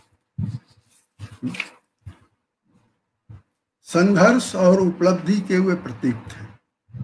लंबी साधना की जीवन में, और ये जब वो बचपन में जिनको धर्म पिता कहते थे उनसे पुस्तकें लेकर, और उन्होंने पढ़ा, गांधी को पढ़ा, टॉलस्टॉय को पढ़ा, नेहरू को पढ़ा, नेहरू के डिस्कवरी ऑफ इंडिया को पढ़ा। उस नामवर सिंह जी के शिवालिक के घर में अगर आप जाएं तो जहां वो बैठते थे उससे पहले दरवाजे पर ही पुस्तकों का ढेर लगा रहता था। और ऐसा नहीं था कि वो पुस्तकें केवल रखी रहती थी, बल्कि वो पढ़ते थे। और जैसा ओम प्रकाश सिंह जी ने कहा कि वो अपडेट रहते थे, मेरा भी अनुभव यही है कि कोई नई पुस्तक, चाहे वो इतिहास से संबंधित हो, राजनीति से संबंधित हो, आई है नई पुस्तक, अंग्रेजी में आई है, हिंदी में आई है, तो वो नामवर सिंह जी उसके बारे में न केवल जानते थे, पढ़ते थे और उसकी पर चर्चा भी करते थे। उन्होंने लंबी उम्र पाई, लेकिन सुरेश शर्मा जी यहाँ हैं और इन्होंने एक बार नामवर सिंह जी से आखिरी दिनों में पूछा कि कोई ऐसी आपकी इच्छा बच गई हो जो आप पूरा करना चाहते हैं। तो नामवर सिंह जी ने कहा, गालिब का कोई शेर शायद सुनाया, उसका आशय यह है कि मेरी जितनी इच्छाएं थी वो सब पूरी हो गई। ऐसे यानी जो संतुष्ट भाव से जीवन में जीते रहने का, सक्रिय रहने का जो उदाहरण है वो नामवर सिंह जी का है। उन्होंने कोई इच्छा नहीं पाली, और न पालना अपने आप में इतनी बड़ी साधना है जो आप करके देख सकते हैं। मनुष्य की इच्छा अनंत होती है, परंतु नामवर सिंह जी थे जिन्होंने अपने जीवन के उस दौर में जब उनको भी लग रहा था कि अब पैर काम नहीं कर रहे हैं, परंतु दिमाग उनके काम कर रहे थे अंत तक। क्योंकि जब भी हम लोग गए उनके पास तो याददाश्त तो उनकी जो थी गजब की थी। जो उन्होंने पढ़ा था, शेर, कविताएं उनको याद थी, वो सब बातचीत में वो सुनाते रहते थे। और ये 2-3 प्रसंग सुना करके मैं अपनी बात पूरी करना चाहूंगा। नंबर 1 कि उनका जिनसे संबंध रहता था उस पर उनकी कृपा रहती थी, और इसलिए ये नहीं देखते थे कि ये व्यक्ति क्या कर रहा है, नहीं कर रहा है। आपको बहुत आश्चर्य होगा कि केवल साहित्य और राजनीति और इस तरह के ही जीवन में जो लोग सक्रिय हैं उनसे ही नहीं, कोई सुप्रीम कोर्ट का वकील है, वो उनके पास जा रहा है और नामवर सिंह जी उसको पूरा ध्यान से सुनते हैं, फिर उसे सलाह भी देते हैं। तो जो भी उनके पास पहुंचता था उसके लिए वो उपलब्ध रहते थे। और इसीलिए एक बार उनके एक प्रिय ने उनसे आग्रह किया कि आप सहारा के सलाहकार संपादक हो जाएं। उन्होंने मान लिया। उसके बाद सहारा समय नाम की पत्रिका, उस समय अगर आप में से कुछ लोगों को शायद वो पत्रिका देखने को भी मिली होगी, टेबलाइड साइज में, उस समय नामवर सिंह जी ही सोच सकते थे 64 पेज की वो रंगीन साहित्य पत्रिका, हिंदी में वो पहली और संपूर्ण पत्रिका थी। उसे उनके प्रधान संपादकत्व में सलाहकार संपादक के रूप में उन्होंने उसको लंबे समय तक चलाया, और फिर जब देखा कि नहीं ये चीजें अलग हो दिशा में जा रही हैं तो छोड़कर हट भी गए। उसी तरह से सदानंद साई जी ने याद किया कि उन्हें काशी हिंदू विश्वविद्यालय से निकाला गया, ये तथ्य है, लेकिन काशी हिंदू विश्वविद्यालय के प्रति जो उनका राग था, उनका अपनापन था, वो मैंने महसूस किया। उस समय भी जब मैं बनारस हिंदू यूनिवर्सिटी से निकाला गया था और जब मैं उनसे मिला था, और उस समय भी जब अटल बिहारी वाजपेयी जी की सरकार थी तो बनारस हिंदू विश्वविद्यालय के पुराने छात्रों को हम सब ने संपर्क किया। नामवर सिंह जी की अध्यक्षता में कॉन्स्टिट्यूशन क्लब में पुराने छात्रों का एक सम्मेलन हुआ, रामधन भी आए, और उस समय पार्लियामेंट में जो मेंबर थे, जो बनारस हिंदू विश्वविद्यालय के छात्र थे, वे सब लोग आए। और उस दिन भर के सम्मेलन के बाद ये निर्णय हुआ कि पंडित मदन मोहन मालवीय ने काशी हिंदू विश्वविद्यालय का जो मूल कानून बनाया था 1914-15 में, उस कानून की पुनः स्थापना के लिए हमको प्रधानमंत्री से मिलना चाहिए। प्रधानमंत्री से समय मांगा गया, हम लोग गए और मैंने देखा कि डॉक्टर नामवर सिंह के नेतृत्व में जो प्रतिनिधिमंडल आया है, उसे उस समय के प्रधानमंत्री वाजपेयी जी ने कितने आदर से उस प्रतिनिधिमंडल को बुलाया, बैठाया, और बड़ी देर तक नामवर सिंह जी उनसे बातचीत करते रहे। ये बात अलग है कि हम जो चाहते थे वह तब पूरा नहीं हुआ, और वो आज भी वो मिशन अधूरा है। लेकिन नामवर सिंह जी ने काशी हिंदू विश्वविद्यालय में सुधार हो, इसका जब भी प्रश्न आया तो वे तब तुरंत कहीं भी जाने के लिए तत्पर रहते थे, सलाह देने के लिए तत्पर रहते थे। उस नामवर सिंह जी का जब 75 हुआ तो प्रभात जी ने एक बीड़ा उठाया। 2000 एक की बात है, जब वे 75 साल के हुए तो नामवर के निमित्त पहले दिल्ली में और फिर इसके बाद हिंदी पट्टी के सभी बड़े शहरों में नामवर के निमित्त जो आयोजन हुआ, और उस आयोजन, मेरा कहना है कि उस आयोजन में जो बोला गया, जो पर्चे पढ़े गए, उसका भी अगर संकलन हो जाए तो नामवर जी के निमित्त जो साहित्य की, संस्कृति की, समाज की, राजनीति की जो चर्चा हुई, और उन चर्चाओं में उस समय के तमाम विद्वान, राजनीतिक नेता, सब लोग उसमें शामिल हुए। मुझे याद है कि जो दिल्ली में कार्यक्रम हुआ उसमें विष्णु साहनी भी आए थे। तो ये नामवर सिंह जी को हम जब आज याद कर रहे हैं तो उस नामवर सिंह जी को याद कर रहे हैं जो दरअसल साहित्य के तो थे, लेकिन साहित्य से बाहर की जो दुनिया थी उसमें नामवर सिंह जी का जो प्रभाव था वो हमेशा रहेगा। और उस नामवर सिंह जी को मैं प्रणाम करते हुए अपनी बात पूरी करता हूँ।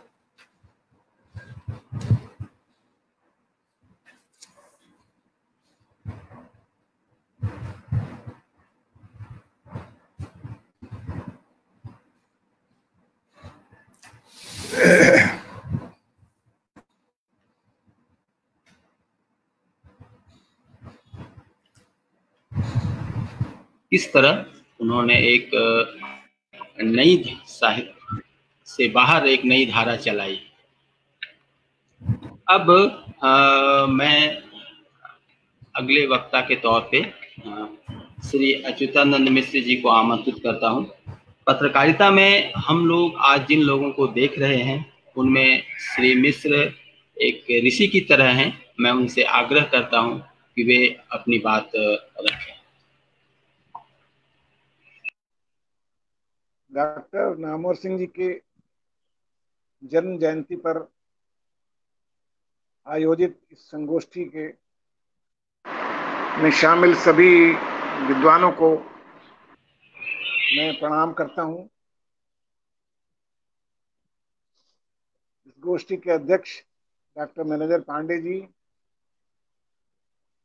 डॉक्टर सदानंद शाही,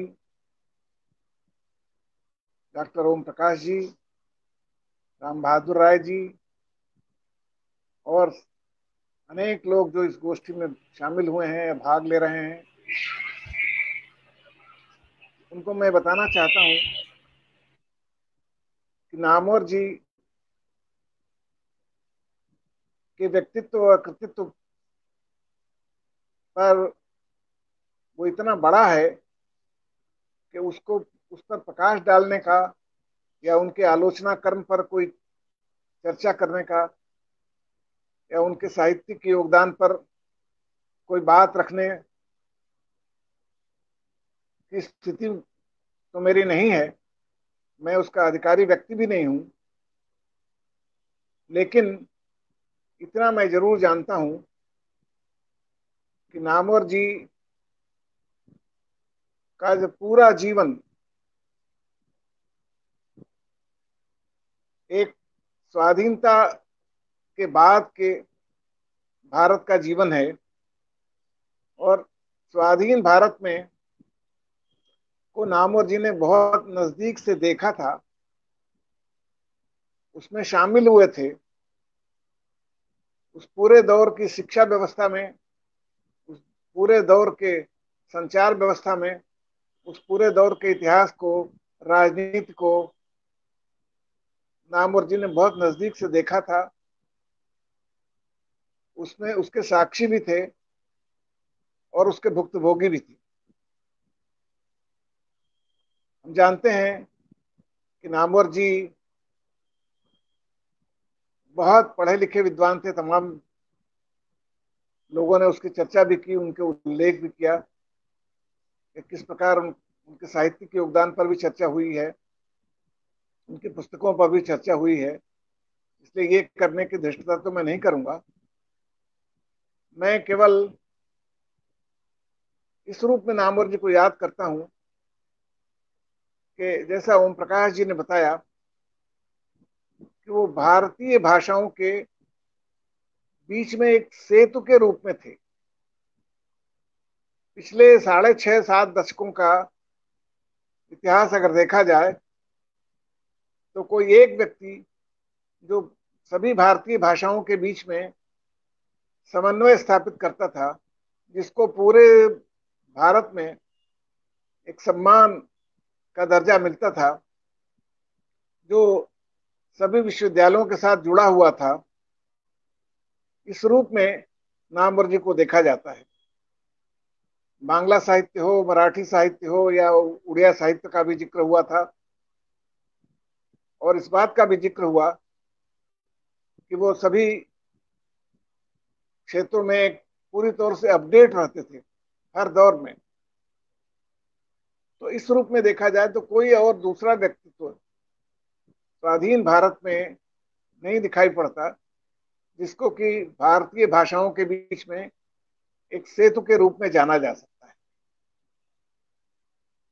एक दूसरी बात जो मैंने देखी है कि नामवर जी जिस दौर में सक्रिय थे वो दौर मार्क्सवाद का था। उस मार्क्सवाद के दौर में पूरी दुनिया मार्क्सवादी हो रही थी। उस दौर में भारत में जो मार्क्सवादी लोग थे, जो कम्युनिस्ट पार्टी थी, उसकी सक्रियता भी थी और नामवर जी भी उसमें शामिल हुए थे। और उस रूप में भी उनका एक बड़ा योगदान रहा है। वो राजनीति से भी कुछ दिनों तक ले जुड़े रहे, जनयुग के संपादक भी रहे, और लेकिन उन्होंने मार्क्सवादी आलोचना के बारे में भी लिखा है, उसके सिद्धांतों के बारे में भी लिखा है। लेकिन ये मुझे मालूम है कि मार्क्सवाद से धीरे धीरे उनका मोह भंग भी हुआ। वो इस तरह के व्यक्तित्व, जैसा राम बहादुर राय जी ने अभी बताया, कि जिन लोगों से उनका परिचय होता था उन पर उनकी कृपा भी बरसती थी। ये बिल्कुल सही बात है, और उनके कृपा पात्रों में से ही मैं अपने आप को भी मानता हूं। और ये बिना इस बात का विचार किए हुए कि वैचारिक मतभेद किस तरह के होते हैं, विचारों का अंतर किस तरह का होता है, उनकी कृपा निरंतर मुझे प्राप्त होती रही। और अनेक ऐसे अवसर हैं मेरे सामने जहां मैंने देखा भी है कि अपने ही मार्क्सवाद के पुराने साथियों के साथ या आलोचना के क्षेत्र के पुराने साथियों के साथ उनकी मुठभेड़ भी हुई है, उनकी टक्कर भी हुई है। एक दो घटनाओं का तो मैं साक्षी भी रहा हूं।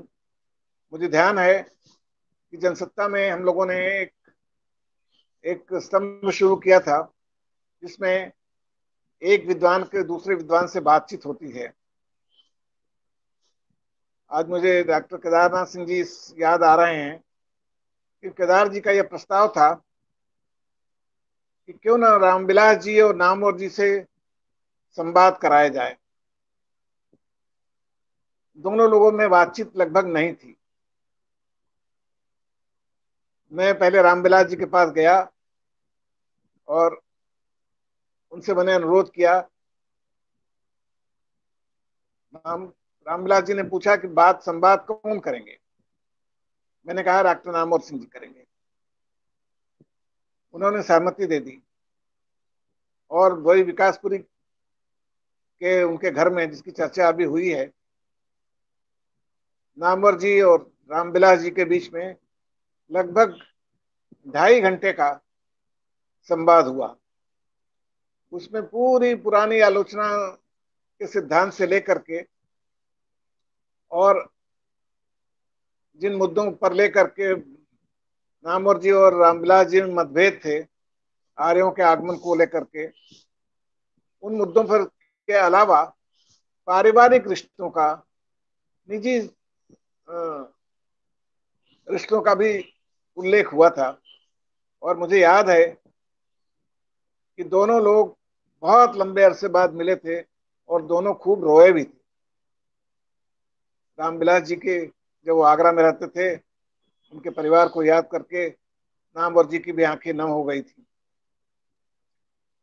उसके बाद भी मुझे याद है कि जब जब हमने नामवर जी से किसी भी कार्यक्रम में आने के लिए आग्रह किया था, वो तत्काल तैयार हो गए थे।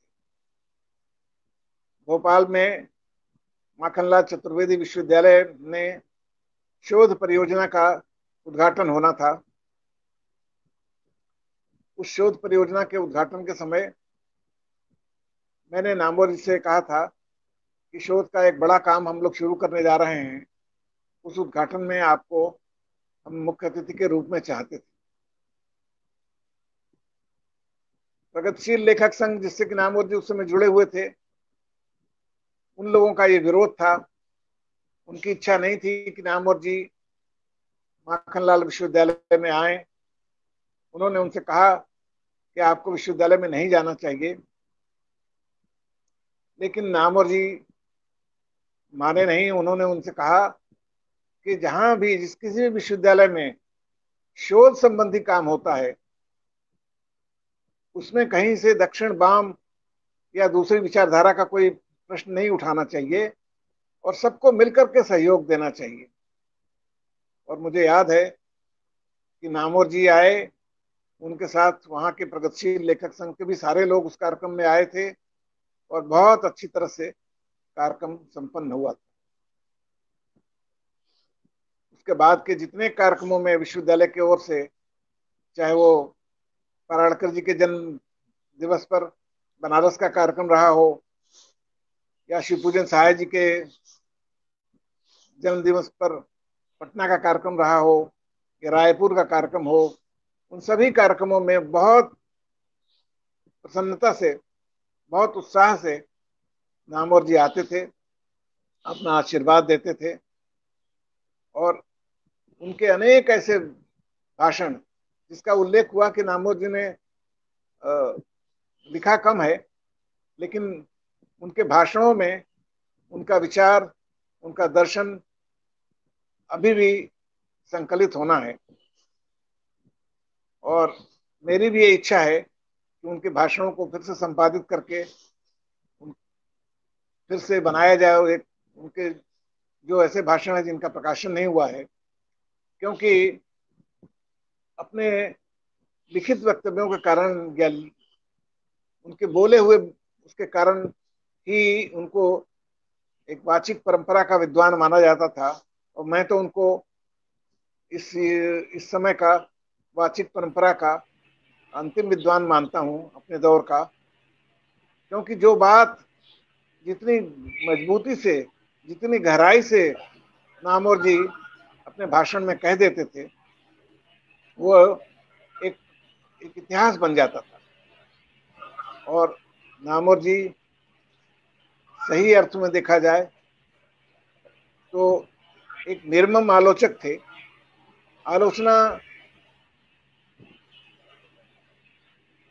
एक तार्किक ढंग से आलोचना के पक्षपाती थे, और उनका मानना था कि आलोचना तो बिल्कुल निर्मम होनी चाहिए।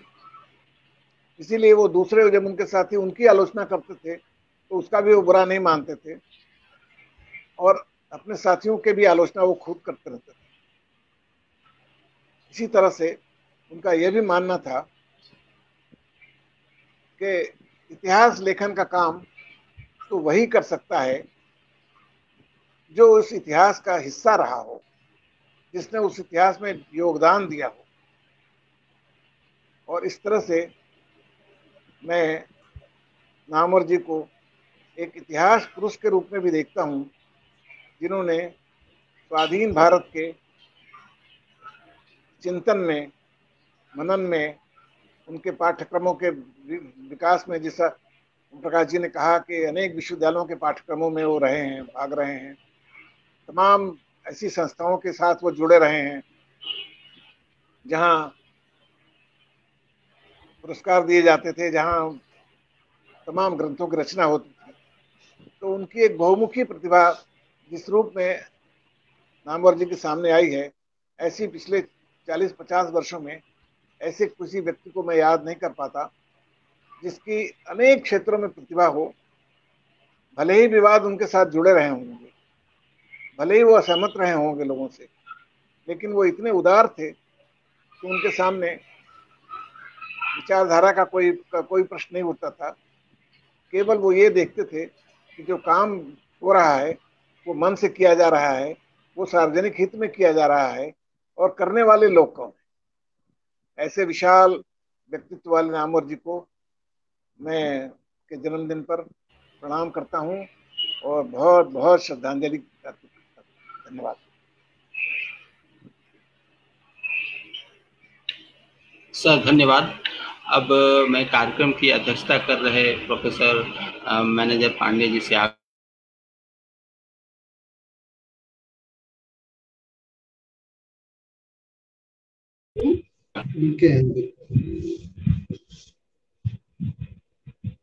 करूंगा कि वो हमें वो बातचीत मैनेजर पांडे जी के कहे बगैर पूरी नहीं होगी। ये हमारा सौभाग्य है कि उन्होंने इस कार्यक्रम में अपनी अध्यक्षता देने की सहमति दी। मैं आग्रह करता हूं कि वो अपनी बात प्रारंभ करें। श्री मैनेजर पांडे जी। आराम से बोलिए।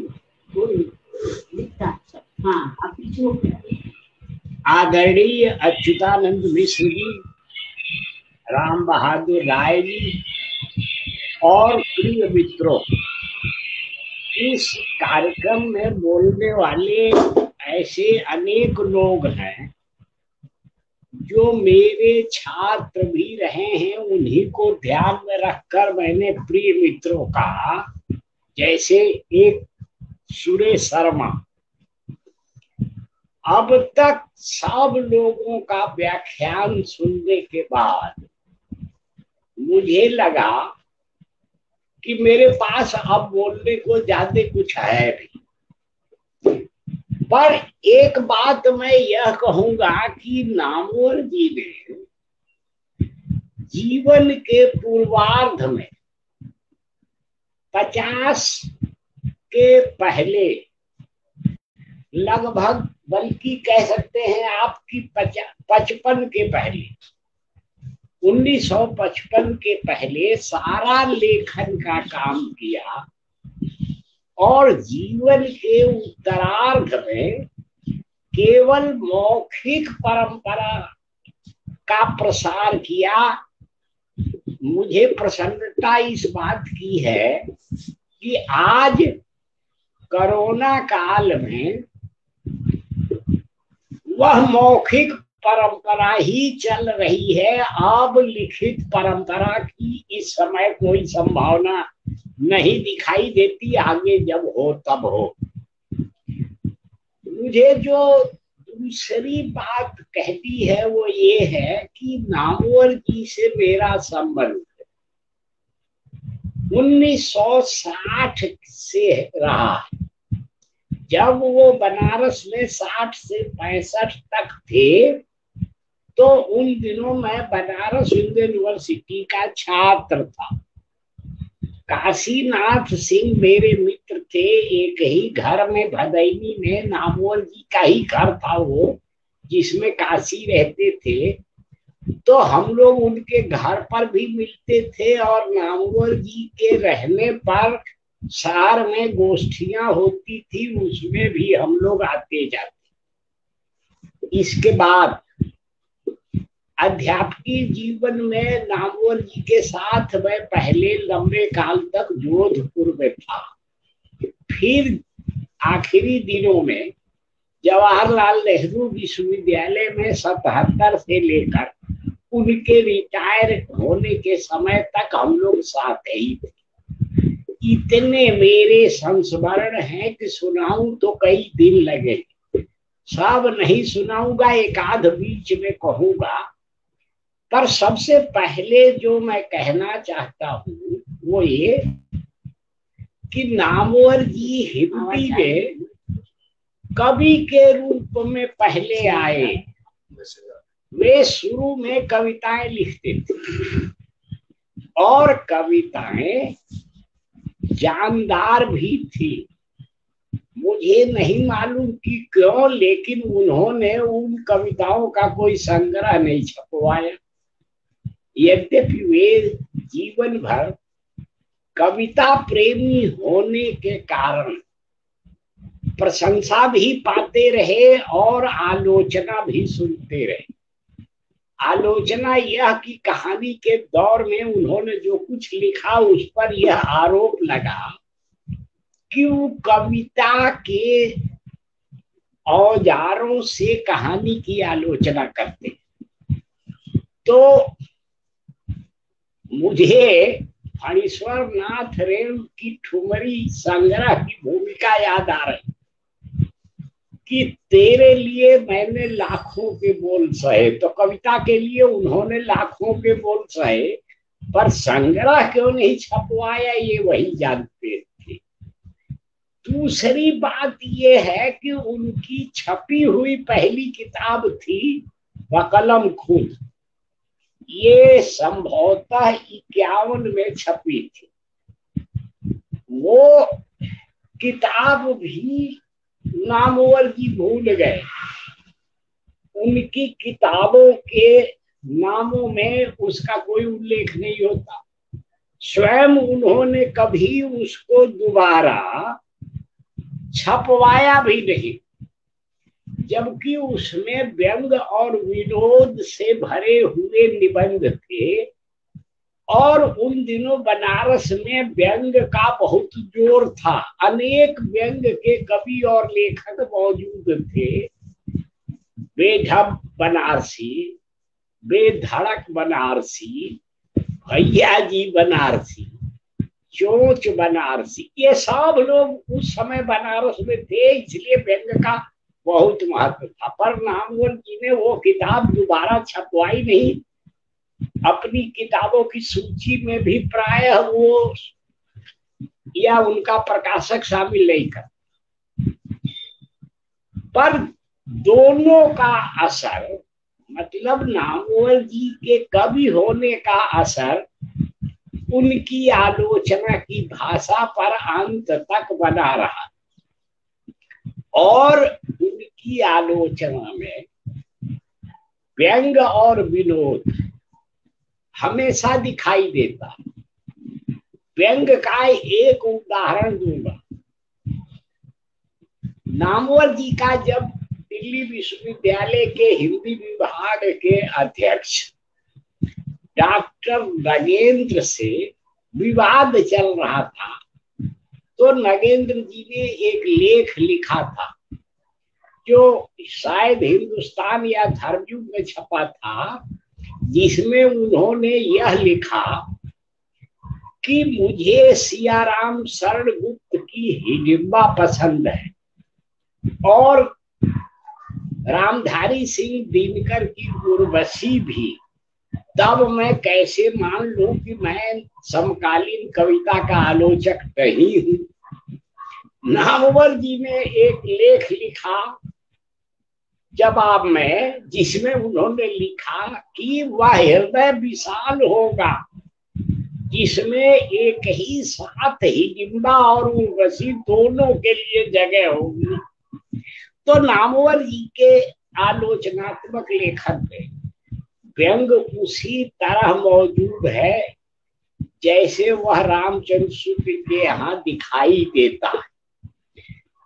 एक मैं यह भी कहना चाहता हूं कि सुरेश शर्मा ने संकेत किया था कि नामवर जी शुरू में भाषाविद के रूप में सामने आते हैं। उसमें हिंदी के विकास में अपभ्रंश का योग भी है, पृथ्वीराज रासो की भाषा भी है और तोसी तोरी की पुस्तक का जो अंग्रेजी से हिंदी अनुवाद है पुरानी राजस्थानी, वह भी है।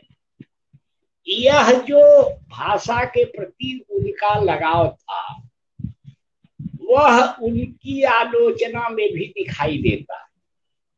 इस पर भी आचार्य शुक्ल का असर है। आचार्य शुक्ल जिन कवियों की आलोचना करते थे उनकी भी भाषा की विस्तृत चर्चा और व्याख्या करते थे। जैसे रीतिकाल के कवि, रीतिकाल के कवियों की भाषा पर शुक्ल जी ने जितना विस्तार से लिखा है उतना बहुत कम लोगों ने लिखा है। रीतिकाल के कवियों का गुणगान बहुत करते हैं पर उनकी भाषा की विशेषताओं पर ध्यान नहीं देते।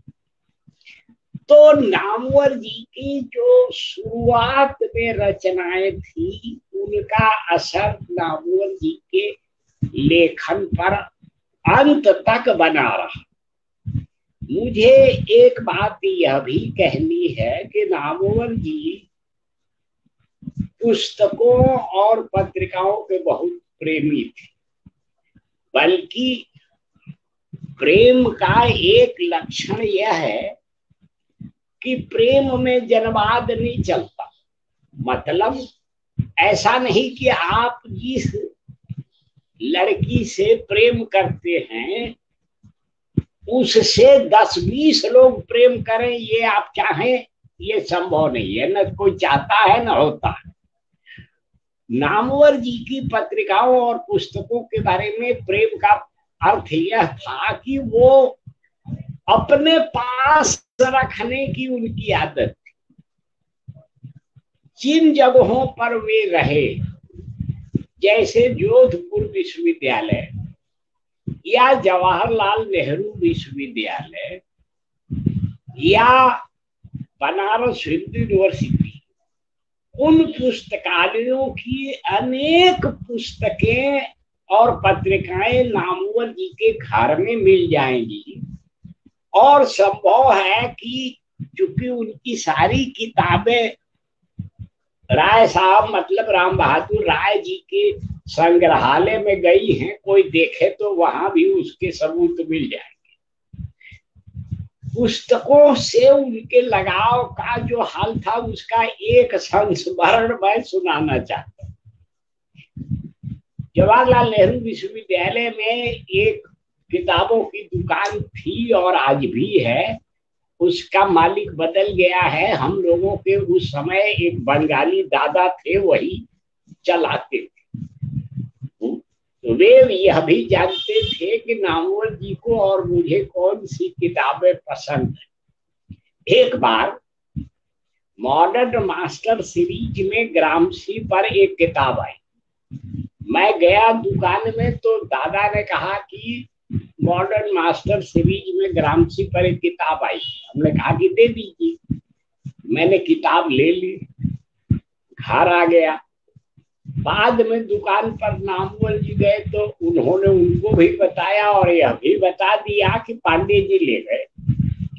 दूसरे दिन नामवर जी विभाग जब आए तो मुझे बुलाया और कहा कि सुना है कि आप ग्रामसी पर कोई किताब ले आए हैं गीता बुक सेंटर से। तो हमने कहा कि हाँ ले आया हूँ। बोले ले आइए, मुझे दे दीजिए, अभी खाली देखूंगा, फिर आपको अगले पीरियड में लौटा दूंगा। मेरा ये पीरियड खाली। मैं बगल में ही रहता था उस समय। हिंदी विभाग जेएनयू के पुराने कैंपस में था, जिसके बगल में बेगसराय में मैं रहता था। मैं गया घर, किताब ले आया, नामवर जी को दे दिया। अगले पीरियड में उनसे किताब वापस लेने गया तो लिए दिए घर चले गए। सोचा मैंने कि अब ले ही गए हैं तो 2-3 दिन में पढ़ लेंगे, क्योंकि किताब छोटी थी। 3 दिन बाद उनसे मैंने पूछा कि डॉक्टर साहब वो जो ग्रामसी वाली किताब थी वो आपने पढ़ ली होगी। तो बोले कि किताब तो पढ़ ली पर अब वो मिल नहीं रही है। मतलब लौटाने का इरादा उनका था नहीं। तो उनके ड्राइंग रूम में एक रैक लगा सजा रहता, उसमें ग्रामसी पर नामवर जी की एक किताब थी, डेविडसन की पॉलिटिकल बायोग्राफी ऑफ ग्रामसी। तो मैंने कहा कि तब तक मैं ये ले जाता हूँ, आपको पढ़ के लौटा दूँ। मैं ले आया। एक सप्ताह बाद नामवर जी ने कहा कि पांडे जी वो ग्रामसी की जो किताब आप ले आए थे वो पढ़ लिया होगा। तो मैंने उन्हीं के अंदाज में कहा कि सर किताब तो पहली पर वो मिल नहीं रही। तो बोले कि अरे पर आपकी किताब तो मिल गई है। तो हमने कहा कि मेरे पास बहुत किताबें थोड़े हैं, आपकी भी मिल जाएगी। इस तरह से मेरे उनके बीच ग्रामसी की किताबों की अदला बदली हुई। ये पुस्तक प्रेम का उनका एक उदाहरण है। एक दूसरा संस्मरण मुझे याद पड़ रहा है। नामवर जी ज्ञान के प्रति खुला दृष्टिकोण रखते थे। ये खुला दृष्टिकोण उसी के पास होता है जिसको एक तो अपने ज्ञान पर भरोसा हो और दूसरे दूसरों के ज्ञान पर भी भरोसा हो। हुआ यह कि हमारे जेबीयू में हिंदी में 3-4 पाठ्यक्रम ऐसे थे कि मेरे और नामवर जी के बीच ही पढ़ाने का काम होता था। मतलब 4 कोर्स थे, जिसमें एक सोशियोलॉजी ऑफ लिटरेचर पर कोर्स था, एक साहित्य के इतिहास दर्शन पर था और आलोचना के 2 कोर्स थे। तो नामवर जी ने एक बार मुझसे कहा कि पांडे जी ये पढ़ाते पढ़ाते मैं ऊब गया हूँ, अब आप इन्हें पढ़ाइए और आप जो पढ़ाते हैं वो मैं पढ़ाऊं। तो मैंने कहा कि कोई हर्ज नहीं है। हमने आपस में कोर्स की अदला बदली कर।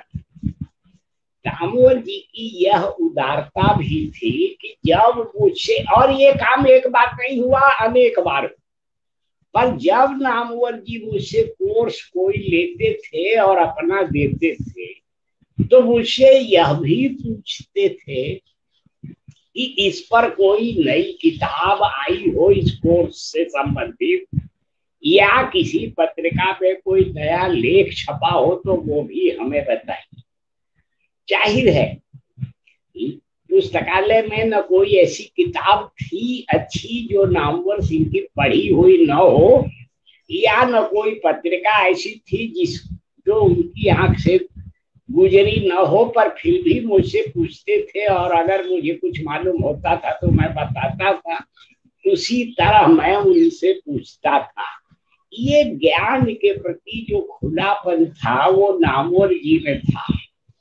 इससे हम लोगों को, मतलब जो उनके सहायक लोग थे, उनके ज्ञान के विकास में बहुत मदद मुझे मिली कि 4-5 कोर्स थे जिसमें से कोई कभी भी मैं पढ़ा सकता था। यह नामवर जी के कारण ही संभव हुआ, क्योंकि अदला बदली के बाद से तैयारी करनी पड़ती थी पढ़ाने की।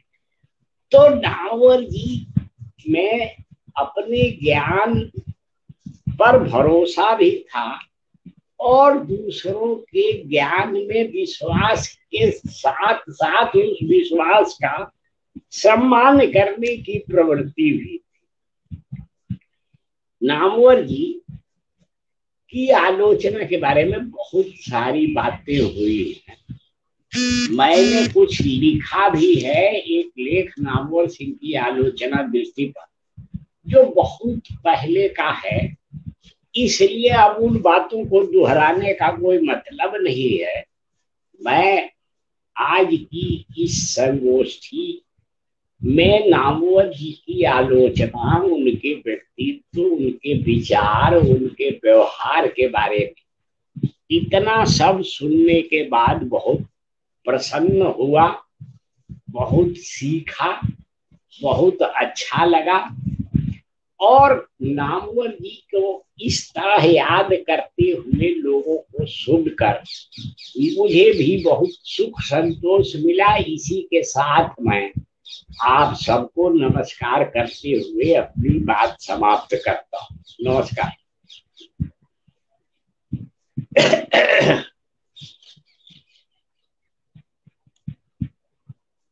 कहाँ गए, अब कोई बोल नहीं रहा।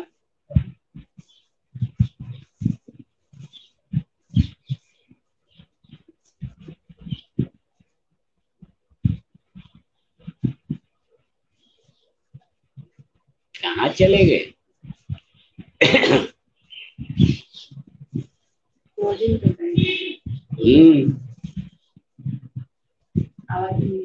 नहीं, तो मेरे वाला करो। धन्यवाद। केएल पचौरी प्रकाशन और काशी फाउंडेशन का बहुत बहुत धन्यवाद। उन्होंने इस कार्यक्रम का आयोजन किया और इस तकनीक की वजह से हम नामवर सिंह जी को स्मरण कर पाए। आप सब शामिल हुए, धन्यवाद।